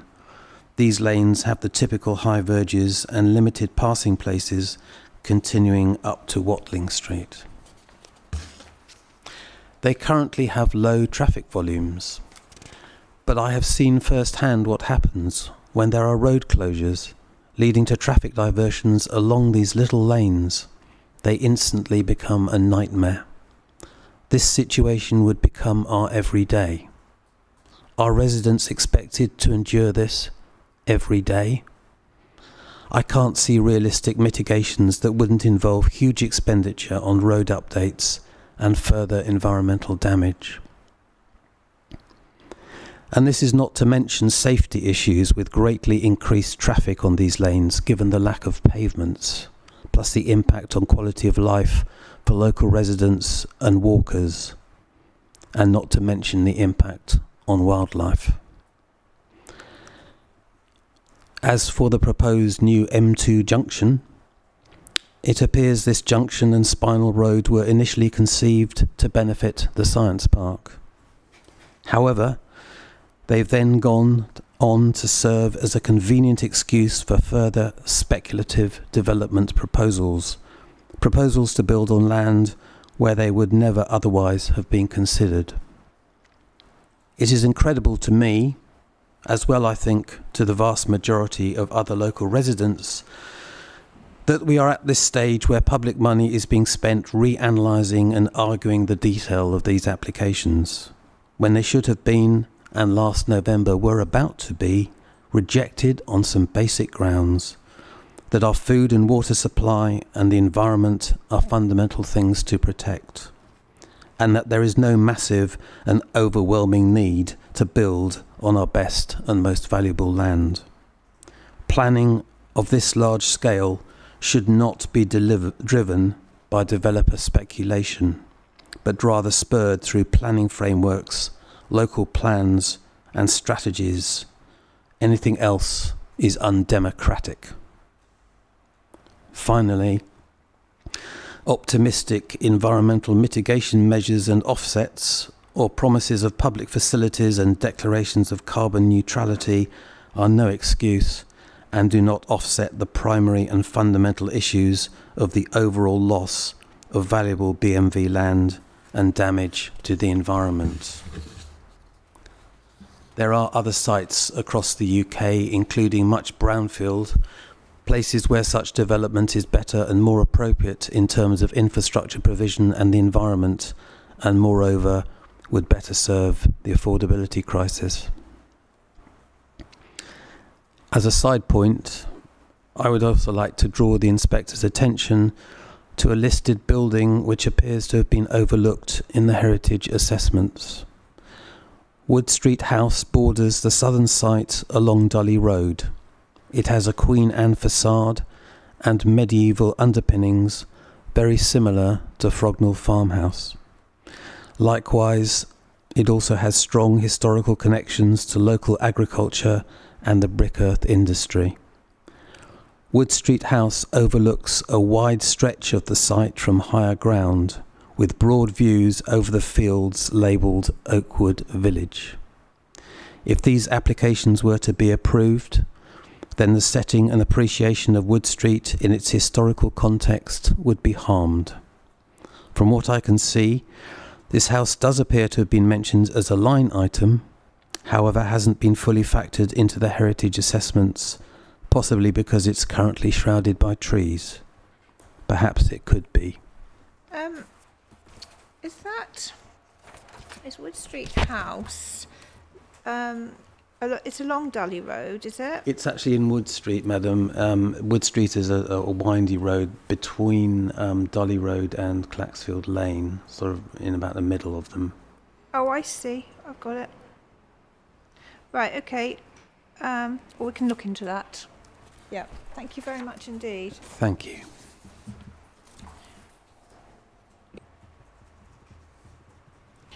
Right, we'll have a little break now. And then, just a sec, just a moment. We've got Mr. King. Yep, so we'll have you on after the break, okay? So we'll have a break for 20 minutes, 11, so we will have a break till 25 past 11. Madam, before we break, Yes. I just wondered, would it be possible, you mentioned that there were some outstanding documents that we'll return to later on today. Would it be possible just to run through what's on your list so I can take instructions in the break? Yes, okay. Sorry, outstanding documents. At the start this morning, you said once we finished with third-party representations, you wanted to run through outstanding. Oh, right, okay. Do you want me just to run through them quickly? Just now? what's on your list, and I can Yes, make sure I've yes, got an all right, answer. sorry. Thank you, everybody, but just before we break, I will do that.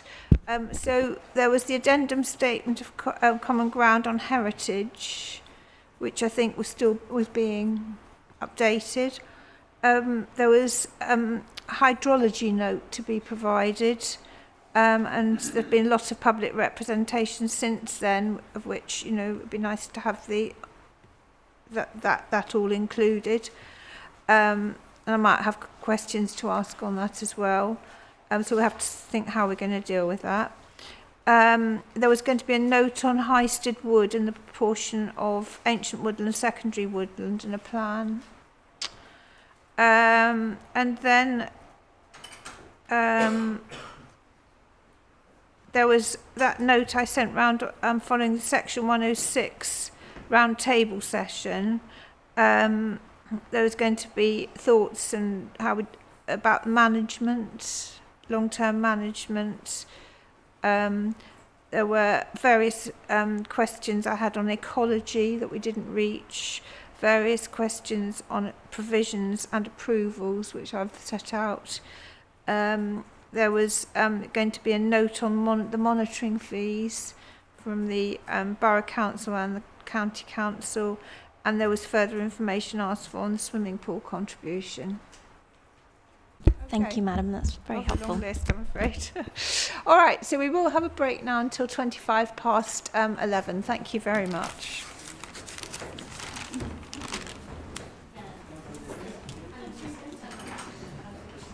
I'll need to get one of your statements afterwards just to. Mr. Shaw did not put anything in. Who did? No, Mr. Shaw. He said he hadn't. He obviously sent it to the wrong place. That's fine. I can just then. It's there though. Yeah, lovely. Thank you. Yeah. Okay.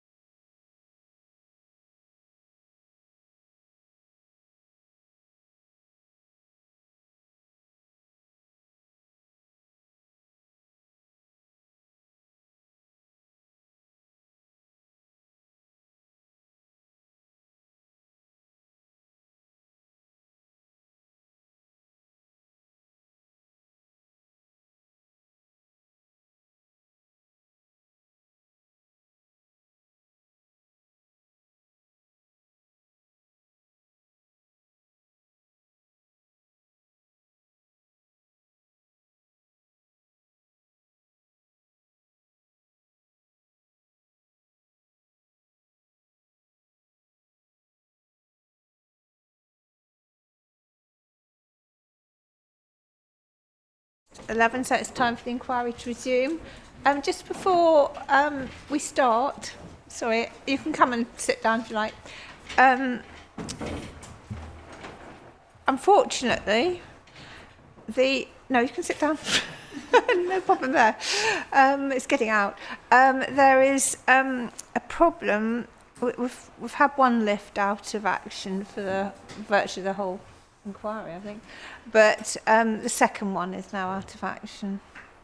So we think that they are trying to fix it, but what I really need to know is anybody who thinks they can't get down the stairs if need be, given that we're 3 flights up. Would everybody be all right with that? Yeah. Yeah. Oh, yes. Yeah, we have. Well, there'll be people to help with that, but it's just getting yourselves down. I'll go down last. Yeah. Well, if you need a hand, or there is that one of those chair things. If you know. It won't come to that. Yeah. No, that's fine. That's fine. But I'm really sorry, but I have to say, not my fault. But. Anyway, but you know, if the lift is working by the time we finish for lunch, then obviously I'll let you know. That's fingers crossed. Anyway, right. So now we are going to. It's Mr. King, is it? Yeah, and I've got a written statement from you. So if you'd like to just introduce yourself and then say what you'd like to say, please. Well, thank you very much for allowing me to speak on this occasion. My name's Anthony King. I live in... just be a bit nearer to the mic. I live near the... live in Bapchard, near Sittingbourne. Yep. I work primarily in the IT industry, occasionally travelling into London, so that involves a trip down the A2 to the station. I'm going to try and talk mostly about my local experiences. Many people have covered many areas, and I will reiterate a lot of those. Can everyone hear all right? We're all good? No, do I need to have... Oh, okay. Yeah, you're going to need to... Sorry. My conference mic at home is very sensitive, so I'm conscious I shouldn't be shouting at it. No, sorry, madam. I don't know. Are we actually broadcasting because the on-air is not on? Should be. Just make sure... Miss Bonnie, can everyone hear at home? You usually... Well, don't worry. Okay. But it's all going, is it? Don't worry, that's fine. Thank you very much. Okay, I will. Right, speak up, shout. I will shout at the microphone then. Thank you. Yes, that's fine. Thank you. Okay, I'll start again. My name's Anthony. I work primarily in the IT industry. Travel to London periodically. I live in Bapchard, very close to the A2. I've lived in this area since 2003. I've got 2 children, one of whom goes to boarding school, and the other goes further afield to a specialist placement. I'd like to say, with regard to traffic and roads, the area is already busy, very built up. There are many developments newly built or under construction, and it suffers from a chronic lack of infrastructure to serve the people who already live and work here. Living pretty much adjacent to the A2, we see traffic problems constantly, especially when there are roadworks in the area. The A2 is narrow and residential through much of the distance between Sittingbourne and Tenham. It can take half an hour or more to get through to Sittingbourne town centre by car. It's a couple of miles. I've actually walked it today. But Sittingbourne town centre is where the main shops and supermarkets are, which people will inevitably want to travel to. Adding a town with the population of Faversham on the east of this area will only make that worse. The recent Stones Farm development, which is now called Spring Acres, has already seen this end of the A2 get busier. Not only are there more cars on the road, but the new junction there makes the flow much worse than it used to be. This Highsted Park development proposes adding more to this junction, which will absolutely make the traffic worse in that area. The sight lights around here are dangerous. It's very hard to see out of School Lane. It has a school, hence the name, so there are lots of school kids, young ones, travelling in that part of the world. It can be difficult just to leave our house, just to get onto the main road by car or by foot. Our son cycles to boarding school. He says it's a lot quicker. He used to get the bus, but the buses on this side of town, they're slow because of the traffic. They're infrequent. On the few occasions I've driven him to school, it's taken around double the amount of time because of the number of people travelling at that time of day. And adding thousands more people east of Sittingbourne will make this significantly worse. I'm just going to grab a drink. For many years I've been a member of our local cycle club, CTC Swale. Kind of a social club on wheels, really, but there are other local bike clubs, running clubs, who cater for sporty rides or ride off-road, rideaways and so on. Over the years we've been going around the lanes in this area. We've seen the traffic get busier. For example, on Lummas Road, going towards Tenham, and on Church Street as we cycle over to Rodmersham. Many of our rides head over through Tong, Highsted, Rodmersham, and the other villages and lanes that will be swallowed up by this development. When we're riding, we often see other riders, people walking, jogging, or otherwise enjoying these lanes and the views across open farmland and woodland. It's a very well used recreational area, as well as being important environmentally. The pandemic has demonstrated the importance of physical activity outdoors for good physical and mental health. We have riders in their 80s taking part regularly. Our enjoyment of the existing natural countryside will be severely impacted by this proposal. Traffic on the lanes would increase with the new housing, retail businesses. The views would be destroyed, as well as there being an increase in noise and air pollution. No one wants to take a leisurely walk or ride through a housing estate. That's not why we ride. If the villages and farmland are destroyed, people will just stop going. The villages have their own identity and character. This development would effectively merge them all in together as one big suburb of Sittingbourne, turning them into just another faceless housing estate. Many people have talked about the destruction of farmland already. This is irreplaceable land, some of the most productive in the whole country. Destroying it for profit is irresponsible, bordering on criminal. For context, I had a bit of a look up on this last night. It's around 1 million loaves worth of year that you can grow on that land if all of the arable land was used for growing wheat. Farmland and woodland in the area provide a valuable habitat for wildlife. On our cycle rides, we often see buzzards, hares, other wildlife that you do not see in a built-up area. As well as crops, the farmland acts as a giant soakaway for rainwater. If permission is granted to cover much of it with roads and houses, there's a risk that we have more flooding. Our gardens already get waterlogged in the winter, and on the A2, a floodwater management scheme is now being installed. The local water supply is already under pressure. We often have hosepipe bans in the summer. The wastewater system is already under pressure. Even small developments like the Frognall Place scheme, I say small, relatively small, is being delayed until waste and supply issues can be resolved. Locally, we have to have Southern Water pressure clean the sewage pipes periodically to make sure they are flowing properly. Moving on to health, the Swale area is one of the worst GP provisions in the entire country. Getting appointments here is almost impossible. Our GPs and hospitals will not cope with adding potentially 20,000 new patients. Our nearest accident and emergency centres are either Medway or Maidstone. Both require driving through town to get onto the A249, which at peak times can take half an hour or more even before you get onto the main road.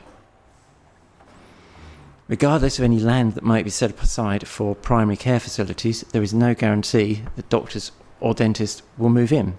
Existing surgeries cannot recruit here. Medway Hospital is currently running at a higher than recommended safe capacity. We've had paediatric consultant appointments cancelled or delayed because there are insufficient staff already. In schools, as we heard from the children earlier, they are already close to capacity. We are lucky our son managed to get into Borden, but any new provision needs to allow for local growth as well as for the expected new residents. So in summary, the proposed development presents a multitude of serious concerns for those of us who already live and work in this area. From the already strained road infrastructure and dangers posed to cyclists and pedestrians, to the irreversible loss of countryside and farmland, the negative impacts on our daily lives would be significant. Furthermore, the existing pressures on essential services like water, healthcare, education cannot accommodate such a massive influx of new residents. I would urge a serious reconsideration of these plans, for the character of the villages is lost and natural environment is destroyed, and our already stretched local services are pushed beyond breaking point. Thank you. Okay, Yep. King, thank you Questions? very much. Thank you. Mr. Sullivan. Sorry, Mr. Sullivan. We got him. He spoke earlier. Oh, right, okay, sorry. Oh, yes, he was the chap who on nights. Yes, sorry. Right, Mr. Wilkinson then.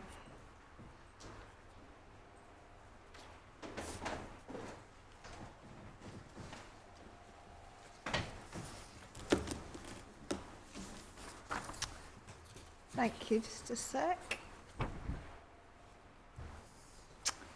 Right. Do you have a copy? Oh, you I've do. got a Yeah, copy. good. Thank you. Thank you. Mr. Wilkinson, so if you'd like to introduce yourself and then say what you'd like to say. Thank you.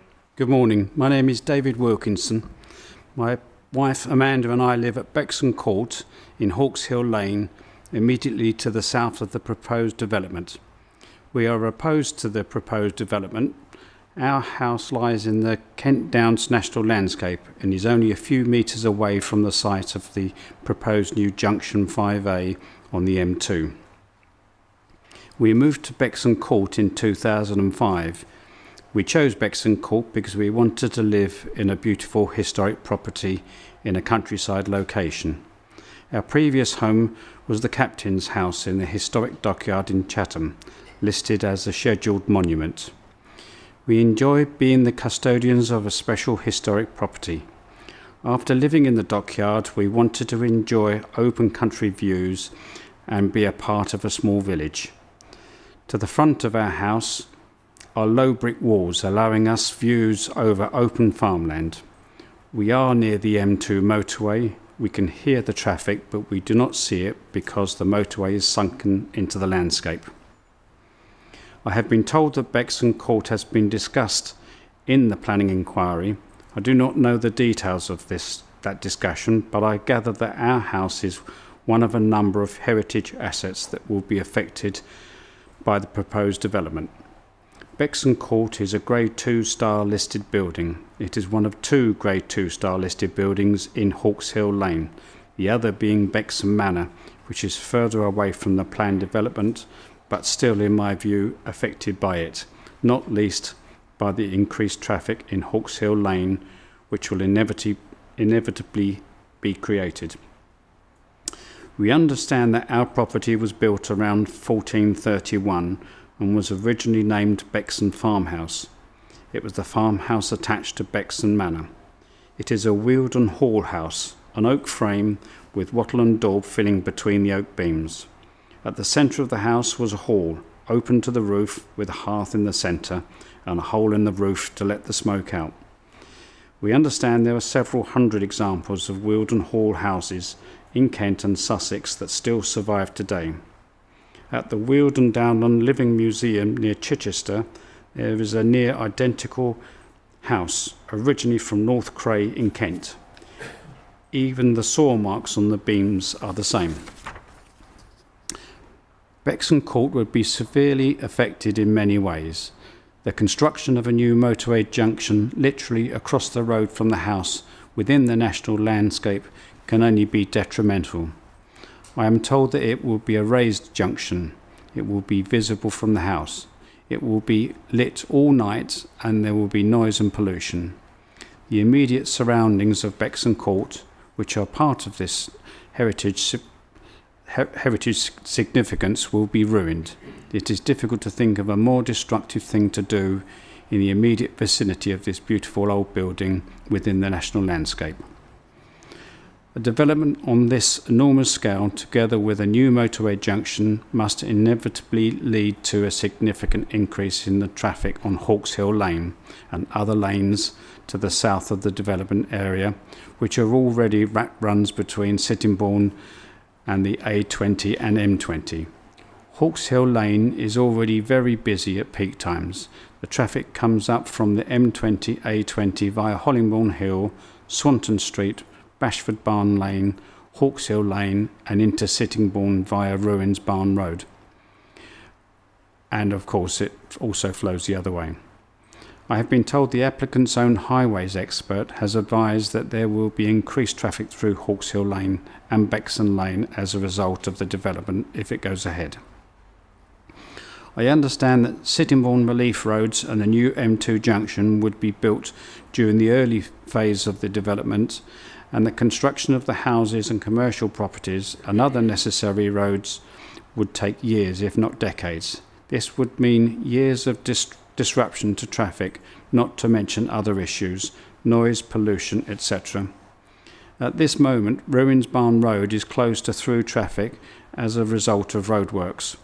Traffic is being diverted along Bexon Lane from the Hawks Hill Junction to Bredgar and then through Tunstall to Woodstock Road. Drivers are also taking another route in the other direction along Bexon Lane to Bottom Pond Road and Highsted Valley, Cromer's Road and then to Woodstock Road. This relatively small set of roadworks is creating heavy congestion on narrow lanes. The effect of works on the scale envisaged by the applicant on local traffic would be long-term and highly disruptive. I fear that this development will be detrimental to our local wildlife. Until recently, I had a dog that when I used to walk, he would chase hares across the fields where the new on and off ramps for the motorway junction are to be built. He never actually caught them, but he never stopped trying. I invite the inspector to visit Bexon Court when convenient for her, if she would find it helpful to understand the implications of the applicant's plans for this heritage building. For all these reasons, I believe that the application for permission to build the development should be refused. Thank you very much indeed, Mr. Wilkinson. I have actually been along Hawks Hill Road. I've stood outside your property. And I've also obviously walked up and down, and I've walked along Bexon Road, so I have seen it. I don't think I need to, I mean, it's very interesting to go inside, I'm sure, but I don't need to for the sake of the inquiry, but I don't think that unless you want me to. Well, you'd be very welcome to come. Okay, thank you. I'll have a think about that. Okay. I mean, it might be useful, I suppose, to have a look from an upstairs window. Yes. That's the only thing I can think. But I would have to be accompanied by a member of the applicant's team and Yes, that's probably fine. council. Yep. Yeah. Okay. You're Well, we'll organise that. Okay. All right. Thank you Thank you. very much indeed. Is it?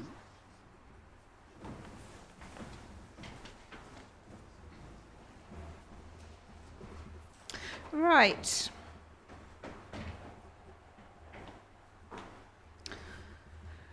Good, thank you.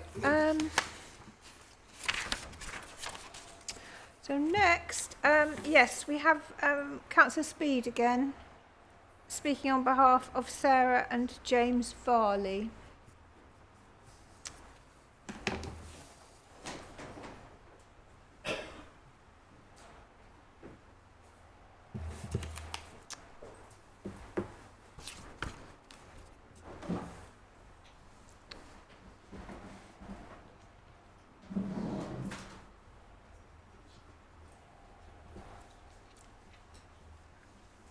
Okay. Thank you very much, Madam. Councillor Julian Speed again. On this occasion, I've been asked to read out a submission from Sarah and James Varley, who are actually on holiday at the moment, so they're sorry, I'll start again. the microphone had turned itself off. I've been asked to read this submission on behalf of Sarah and James Varley, who are on holiday at the moment, so unable to attend today's inquiry hearing. They live at the Old Vicarage in Dully Road, which is a Grade 2 listed building in the parish of Tong. They have submitted a number of objections to the planning portal, objecting to the scheme on a variety of grounds, including the elimination of important local countryside gaps, overstretched infrastructure, light pollution, etc., as well as being totally at odds with the local plan. But I think these are points that have already been well covered over the last 2 days. So I'm just going to read out a short statement expressing their concern that this development will affect the setting of a listed building. Yes, yet another one. They're concerned about how the development will alter the visual experience of the building and the surrounding landscape. So here is their statement, and it's relatively short. This submission is unashamedly about the devastating effect this development will have on a single property, the Old Vicarage, Dully Road, and its residents. Completely surrounded by new houses, roads, and roundabouts, the setting of this listed building will be irrecoverably damaged, suffering probably more than any other property in the southern section of the proposed Highsted Park conurbation. We all recognise the importance of a building's integrity.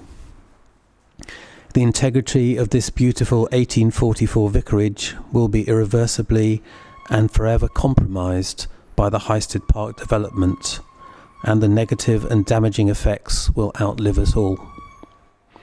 We've lovingly restored this building over the last 10 years, and, believe it or not, we're not just here for ourselves, but speaking on behalf of a threatened heritage asset.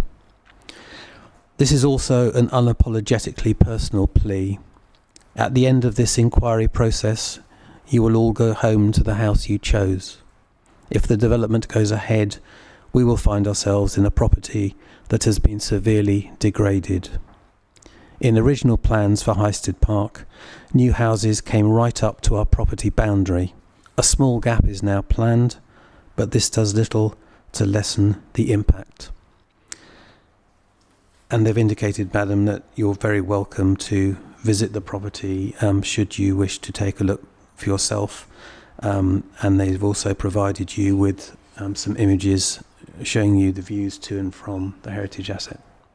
Yes, now I think in this case I don't really need to. I've seen the property from just about all angles, I think. Okay. Having walked across the field, the footpath of the field that goes diagonally across. Right, so you're familiar with it. From Pantenny Lane, and I've also walked all along Dully Road as well. As well, so, okay, so you're so I familiar. have seen it. Okay. Yeah, but thank you. Do thank them very much. I'll convey that to them. Thank you, Madam.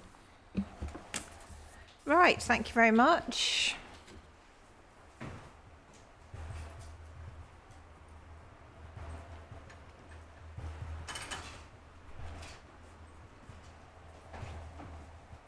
Right, sorry, just a sec. Right, next on my list is Dr. Fisher. Is he here, Dr. Fisher? If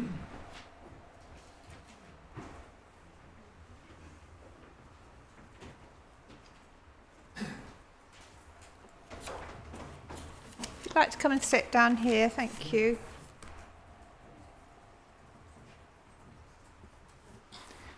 Is there anything in writing you've got for me, Dr. Fisher? Have you got anything in writing for me? You're going to read that, are you?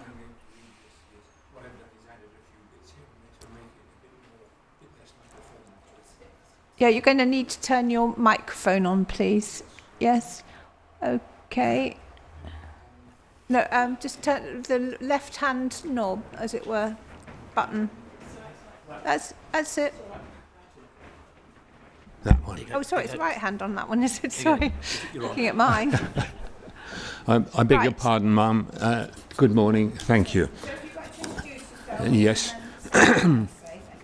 My name is John Fisher, and I live just at the top of Stockers Hill in Rodmersham. I object to both the north and the south schemes in this proposal. And so here are some personal thoughts about this, which will touch on topics already looked at, but I hope from perhaps a different perspective. Now, as a necessary introduction to what I'm going to say, I was awarded a first-class honours degree in zoology and chemistry, followed that with a PhD in entomology. Entomology is the study of insects, and I became a Fellow of the Royal Entomological Society. In 1966, I came straight from university to work at Shell Research, initially doing laboratory research, and subsequently moved to do work in the field, where I investigated the early field performance of potential insecticides. This was the first time they'd been evaluated outside the laboratory, and so it was a huge jump from constant conditions to real life, as it were. From 1975 until 1978, I was assigned to Shell Colombia on a 2-year training assignment, when I learned to do what I had done at Sittingbourne, but with tropical crops and tropical pests and tropical diseases. After that, when I came home in 1978, then I was no longer involved in any laboratory and field laboratory investigations, but worked directly in the field team, and my career became increasingly international. So what follows here about the pertinent part of this discussion has to be seen in the light of the fact that after 1978 I was no longer involved in the process. Now, the usual sequence in the discovery of potential agrochemicals products is for laboratory screening, followed by field laboratory screening, followed by field trials. So every year, about 30 novel chemicals, molecules that had never been screened, had never been synthesized before, and therefore patentable, were taken from the laboratory and screened in the field on what we called the Woodstock farm, but in fact, ever since Shell had purchased it, had been regarded as an experimental area for us to work in, not a commercial farm. One or two promising compounds were selected for full evaluation in the following year, which meant that a considerable number of these compounds were discarded, and being no further no further investigation was carried out, so we knew nothing about their chemical stability or their performance as residues under field conditions. So, in effect, for years, novel chemicals that were used were evaluated on the farm, failed the test, and were then discarded without further work. And I should stress that in following this practice, we were totally compliant with industry norms and government regulations as they then stood. I must stress that there's a huge difference between regulation in 1966 and regulation in 2025. It all seems a long time ago, and I regret just a little primitive at times. I need to say a word here about persistent organochlorine insecticides like aldrin and dieldrin, which were included in field trials and sometimes used commercially, but on the farm to control pests and diseases. Both of them remained registered for use in the UK until 1988, which means that they could be used up to that time perfectly legally. Now, until until the 1980, 1988, I believe, was the date. Now, both of these pesticides have first half-lives, that is the time taken for the original residue to decline by half, of around 15 years, and a second half-life of around 30 years, which means in effect that it takes 45 years for the residue to decline from the original commercial application rate down to about a quarter of that original value. Now, these compounds are very strongly bound to particles in the soil, so they don't move very much. In contrast, quite a lot of other agrochemicals and novel molecules do move and are gradually leached down through the soil, sometimes as they are gradually metabolized, reaching depths of around 12 inches or so, and you need to look for them at that level if you're going to find them. So I would stress a lot of the compounds we use, as I said before, were entirely novel and were discarded because no further work was needed on them. Pardon me. Now, the rest of what I had to say is personal and goes beyond the Woodstock site. In 1978, we came to live in Rodmersham. Our children went to Rodmersham School when it was still possible to hold the school sports day on the green. We worship at St Nicholas Church, where our daughter was married and one of our grandsons was christened. I am currently secretary to the parochial church council, and until last year I was a bell ringer. Now, about 12 years ago, I was the founder chairman of the Rodmersham Society, a registered charity. The motivation for this was, since the village is divided into 4 distinct parts, Rodmersham Green, Upper Rodmersham, Rodmersham Church Street, and these days Highsted Valley, formerly a part of Tunstall, our aim was to organise a wide range of social events for villagers and friends and family and bring them socially closer together. And, of course, to raise funds. To date, we have raised and spent close to £60,000 on the upkeep of the parish church as a historic building.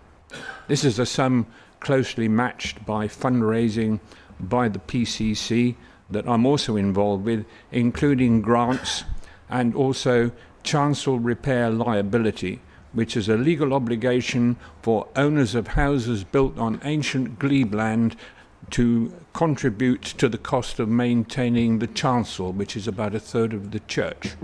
At the moment, the responsibility for this rests with Blackbird Farming, and they are responsible for 58% of the bill. And the last time we carried out some research, some restoration, I recall that their share in this was £42,000. Now, a bit of church history. There's been a church on this site for at least 900 years. The 15th century tower is accessible to able-bodied visitors, subject to health and safety concerns, whenever the church is open, so that people can enjoy the views, providing they're fit enough to make it to the top. We have a peal of 6 bells. The oldest was cast between 1320 and 1380. Now, apart from the Second World War and the period when the tower was unsafe, our bells have rung continuously for several hundred years. So we remain concerned about the proximity of new housing to the church when new householders with different lifestyles and priorities will try and silence our bells. This has happened elsewhere in Kent, most recently in Faversham.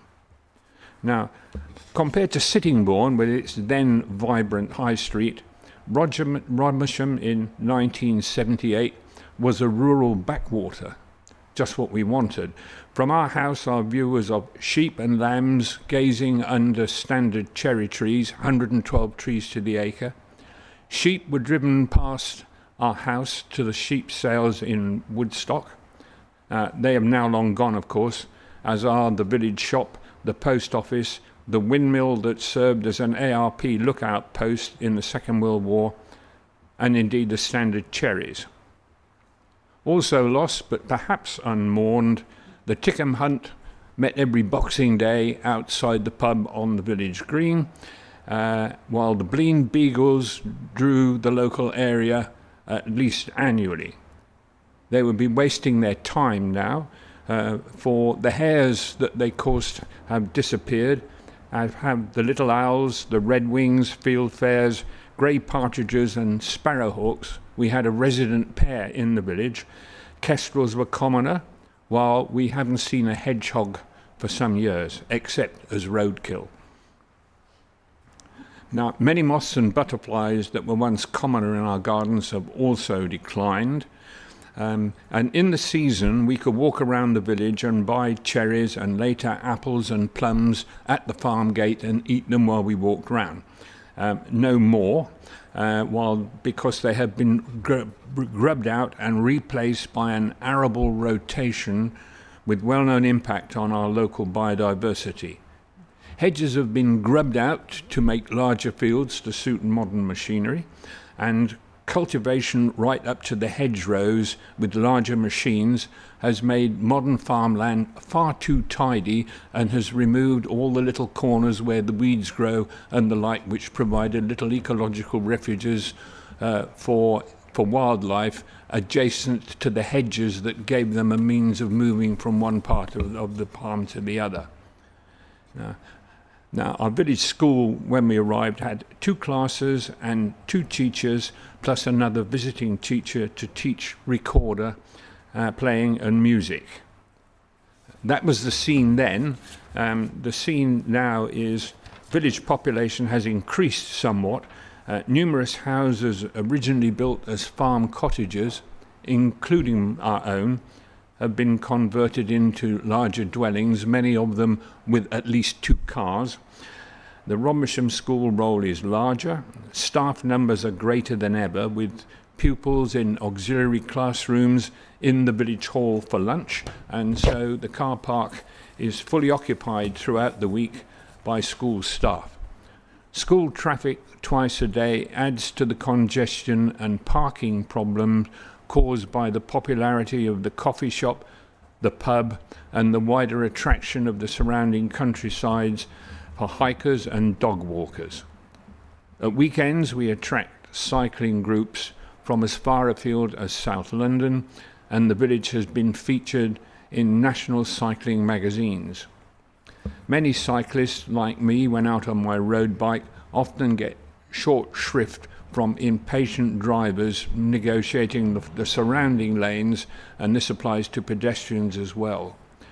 Now, cycling from further afield to the village was first recorded in the 1880s, but is increasingly challenged now by heavy traffic, and if the development went ahead would probably stop.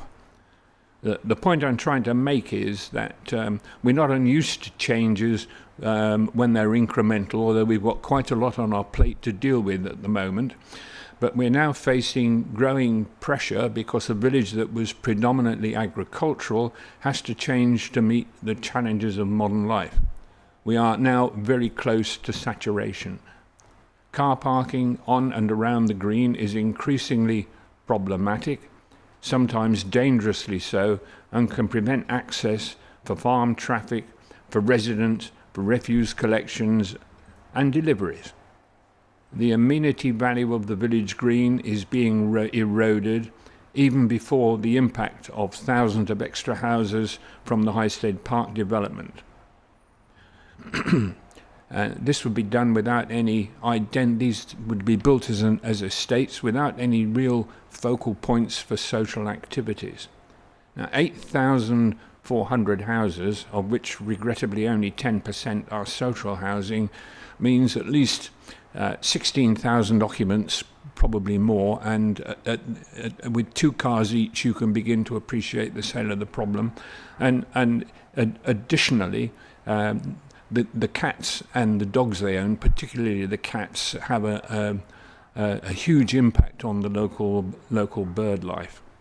Now, as things stand, our local infrastructure in and around Sittingbourne scarcely copes with current levels of traffic, and so we get multiple rat runs along the rural lanes, which are potholed as cars and lorries drive off the metalled road and erode the banks of the road. Now, Church Street is not a street at all, but it is in origin a sunken farm lane, but it is still used to avoid heavy traffic congestion along the A2, even though modern larger, wider vehicles can't pass each other without using passing spots eroded from the banks.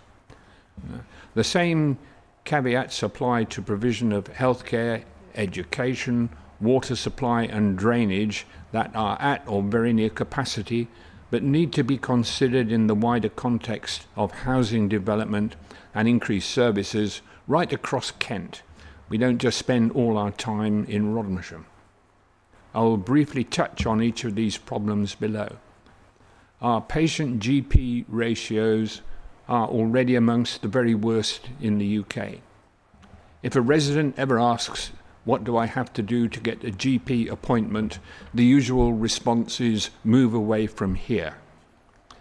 As a personal example, last year, suffering from symptoms that I now know indicated heart disease, I was advised by staff at the Memorial Medical Centre that it was better to try the Faversham Walk-in Centre. When I arrived there, I was dispatched literally immediately by ambulance to William Harvey Hospital, spent the afternoon and evening in A&E, but was discharged at about 11:30 because there wasn't a bed for me. By 3 a.m. the next morning, I was in a blue light ambulance headed along the O2 to Medway. I was again discharged the same day, and at 2 a.m. the next morning was again in a blue light ambulance, but this time they actually had a bed for me in an alcove.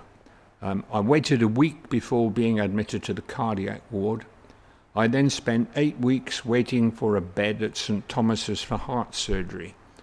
My transfer to London was delayed several times, but eventually I was able to be, pardon me, after I had spent 8 weeks waiting for a bed. Now, my transfer to London was delayed several times, but when I had had the surgery, I was actually able to be discharged, plus 2 days after receiving a new heart valve. This is such as the wonders of modern surgery.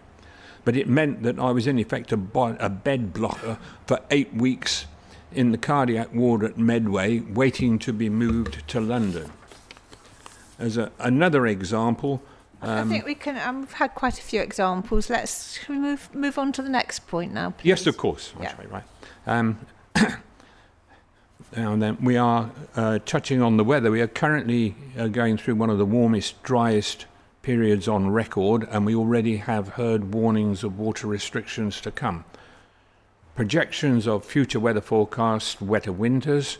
One result is that last year in Kent there were 6,300 sewage spills that ran over 50,000 hours.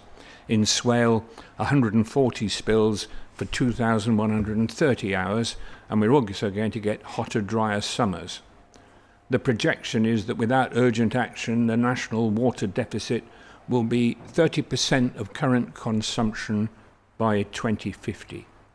Now, we live in an area that already has one of the lowest annual rainfalls in the UK, but where annual water consumption at 3,000 gallons per month per head, or for the whole of Swale, 5.47 million gallons a year, is one of the highest in the country. South East Water was ranked 15th out of 17 water companies for customer satisfaction last year. When we had 8,400 homes to the government target, now set for Swale of over 1,000 new homes, plus the new builds going up all over Kent, the needs of existing customers, the scale of the challenge becomes glaringly obvious. Now, a Ministry of Housing spokesman said recently, "We expect local authorities to explore all the options needed to provide the homes that their communities need." This comes down to Swale Borough Council, who have long experience of supplying and planning for future needs. What we need is a coherent local plan for housing and development. The rest of this is a personal opinion. Now, I believe that an impatient government has imposed arbitrary and increasing housing targets without local knowledge, and has in effect left us in the hands of 1, developers who are driven by profit, and 2, landowners whose fields have suddenly become eye-wateringly valuable. They intend to concrete over the Garden of Eden, England, and its water catchment for financial benefit, and will be building houses for whom? Most probably overflow from London boroughs, and these houses will therefore be occupied by people who have houses in the village but don't live here. The imposition of 8,400 houses around our local village, pardon me, particularly Rodmersham, a village of 250 houses, against the judgment of both the Swale District and increasingly the Kent County authorities, will leave us with congestion, pollution, water shortages, sewage spills, shortfalls in healthcare and education, without satisfying a pressing local need for social and starter homes. Without careful planning, we will pay the price in the villages. Others will have all the benefits, and more than 1,000 years of village life will disappear for good. Thank you very much indeed, Dr. Fisher. Can I just ask you, you talked at the beginning about your time at the Shell Centre, didn't you? And you were talking about the discarding of the chemicals which didn't or were found not to work properly. Yes. So could you just perhaps just explain what you think, if any, that what implications does that have then on, well, for example, the development that's proposed? It is very difficult, ma'am, for I or anybody else to be precise, because as I observed, the physical and chemical properties of these molecules were not further examined. The thing is, when you were doing pesticide evaluation, then the biological evaluation is the cheapest part, and the cost of toxicology, residue studies, and the like can get a bit eye-watering. So the normal sequence is to postpone these tests until it was known that the compound had real potential and would justify the cost. So what I was saying really was that novel compounds like this were applied once somewhere on the farm, and then discarded because they didn't work. We didn't know anything else about them. I see. But I also stress that we were compliant with the government regulations then. Yeah. So the honest answer, ma'am, is that we just don't know. Some of them might still be there at lower depths. But it is impossible to be definite. So I think you talked about something about the time it takes for them to in years to sort of deteriorate and get. That's right. Yes. I don't know what the technical term is, but yes. And you said 40 the organic years. chlorine insecticides were some of the most persistent compounds we've ever had. Yeah. And pardon me, these were used commercially on the Woodstock site and elsewhere. And at the time, what the end customer wanted was a new products that were very similar or as similar to those as we could manage. And so there was some accent in the chemical synthesis laboratory to build molecules that had a bit more staying power than others. But, so that was an intention, But as I say, until they got further down the line, we didn't really understand. We didn't really undertake other work with them, and then as time progressed, then the industry and indeed the customers progressed their ideas so that organochlorine compounds and persistent compounds were not called for, and the newer molecules were rather more shorter lived, because we began to understand about the implications of what we call ecotoxicology. So, when was that? I mean, roughly. Well, I beg your pardon. Well, it from the period up until about 1975, 1978 was when the change of tone gradually came in while I was in Colombia. And as I say, when I came back, I had little to do with the field and the field laboratory interface at Sittingbourne. So what I have described is what happened when you were there. When I was there. Yeah. But that would have carried on presumably up to the 1970s, would it? It would. I mean, we had commercial products that were discovered and developed at Sittingbourne that didn't come into commercial use until the late 1980s. So it's a long-term process. But I mean, it's, if you take 1975, which is when you said the change came about in the way that was all done and everything, and the type of compounds. So that's about 40 years ago, isn't it? That's right. Yes. Yeah. So in 40 years, I mean, I appreciate you say you don't really know. One doesn't know how quickly they what was the term you used? They become less. Well, they degrade. Degrade, that's it. So for 40 years, what would they still be? Do you think? The normal process of chemical degradation, and I would stress I am not an expert in this field. Pardon me, is the molecule splits up, and you are left with a series of secondary compounds which are called metabolites.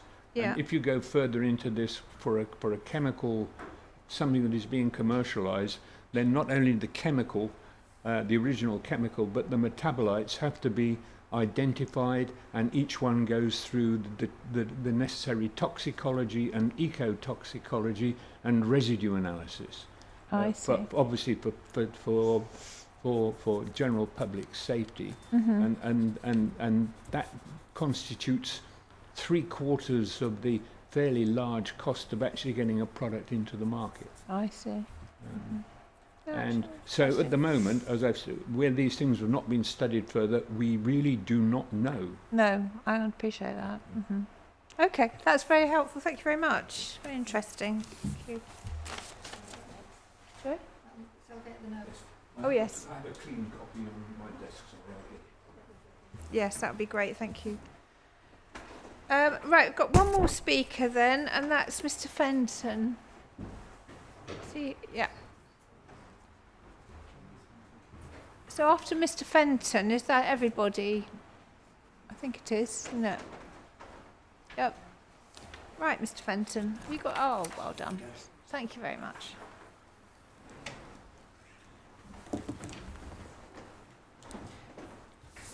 Right, Mr. Fenton, if you'd like to introduce yourself, please. Take some water if you'd like it. No, I'm fine. Thank you. Thank you very much. Thank you.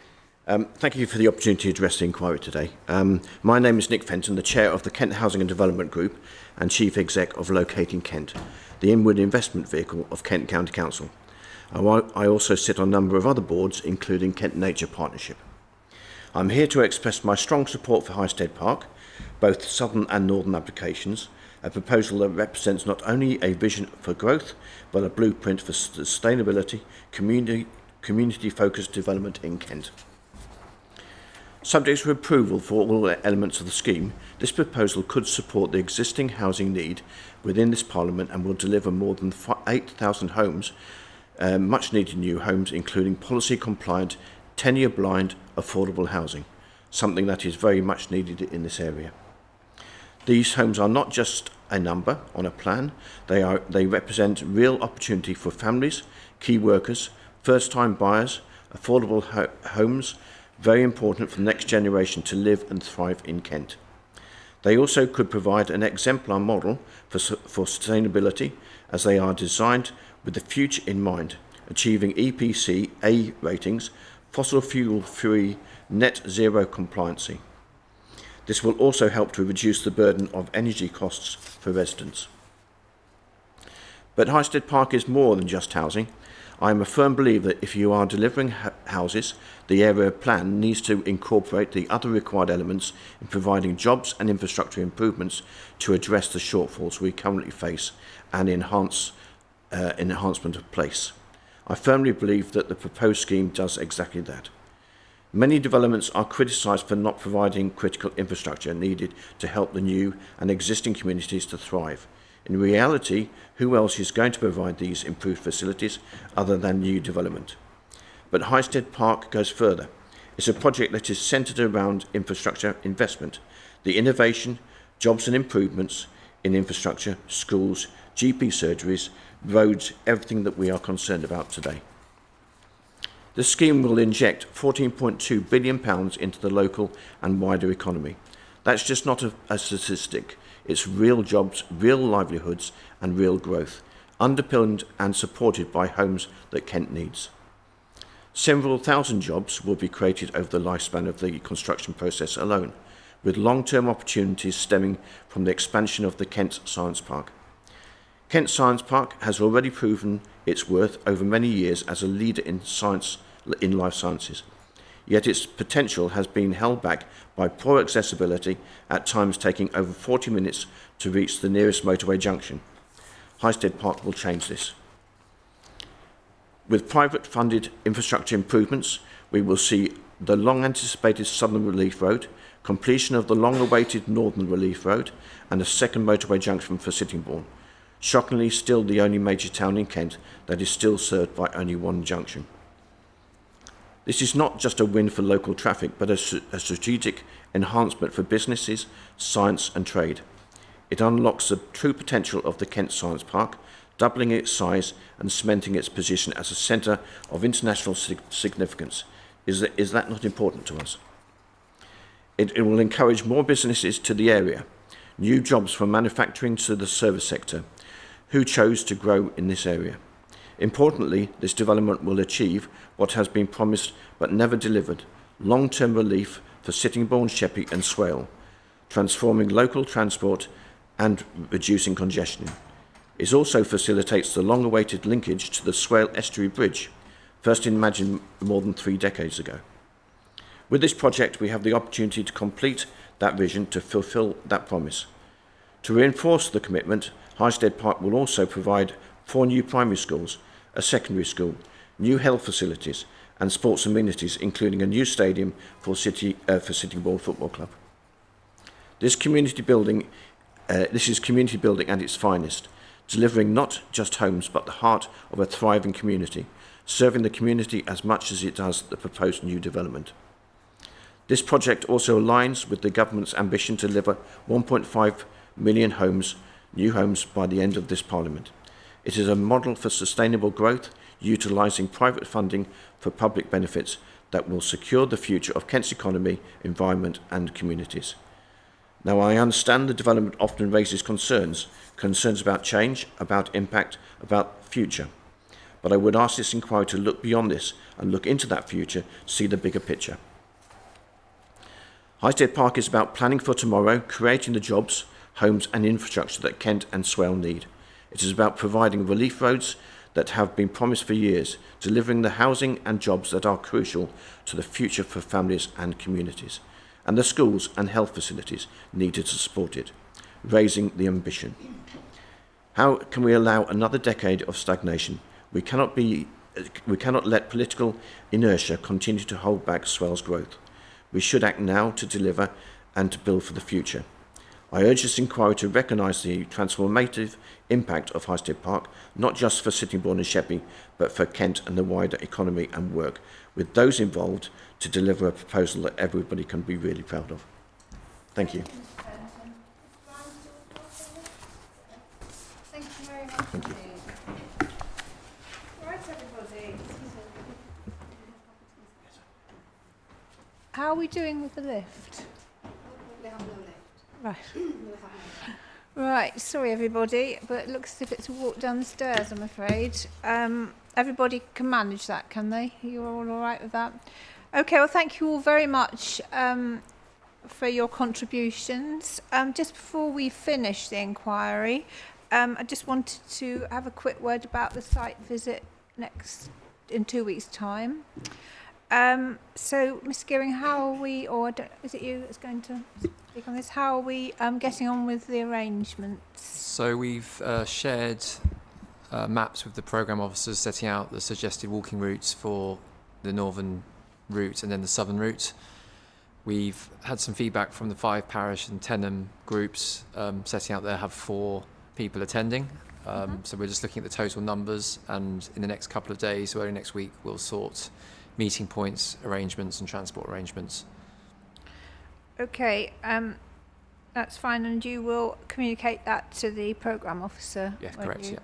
Good, all right, so just pray for good weather then. Yes, and hope the crops aren't too long. Yes, okay, is there any question about that anybody wants to raise? No? Good, all right then, so we're now adjourning for 2 weeks. And just to reiterate that if it does happen to be really, really bad weather and we can't do the site visits, we will be starting the highway evidence on the Tuesday, the 2nd of June, is it? 3rd? Is it the 2nd or 3rd, whatever that Tuesday is. But we're very much hoping that we will be able to do the site visits first. And I presume that the visit to Frognall Farmhouse is being factored in, is it? We can pick up on that. I think the route works very well, that as we finish the walking route by the roundabout onto the A2, we can cut across the footpath to Frognall Farmhouse. So it would seem logical that if we can do that after the walk, we can then arrange collection from there to get back to Swale Way where people have parked. Right, well somebody needs to communicate with Mr. Townsend.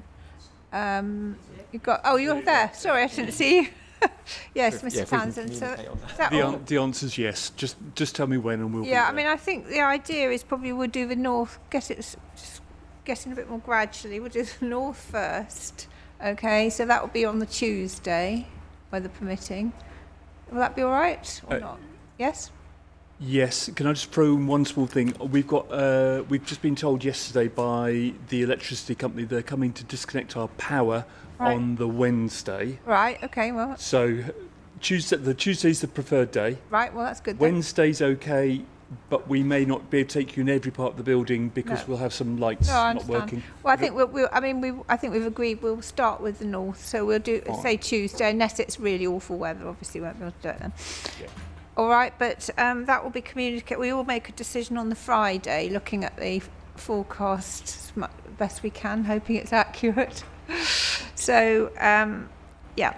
Okay, and then one other thing I did think of, actually, Miss Bonnie, you might be able to help with this. I was just thinking of the southern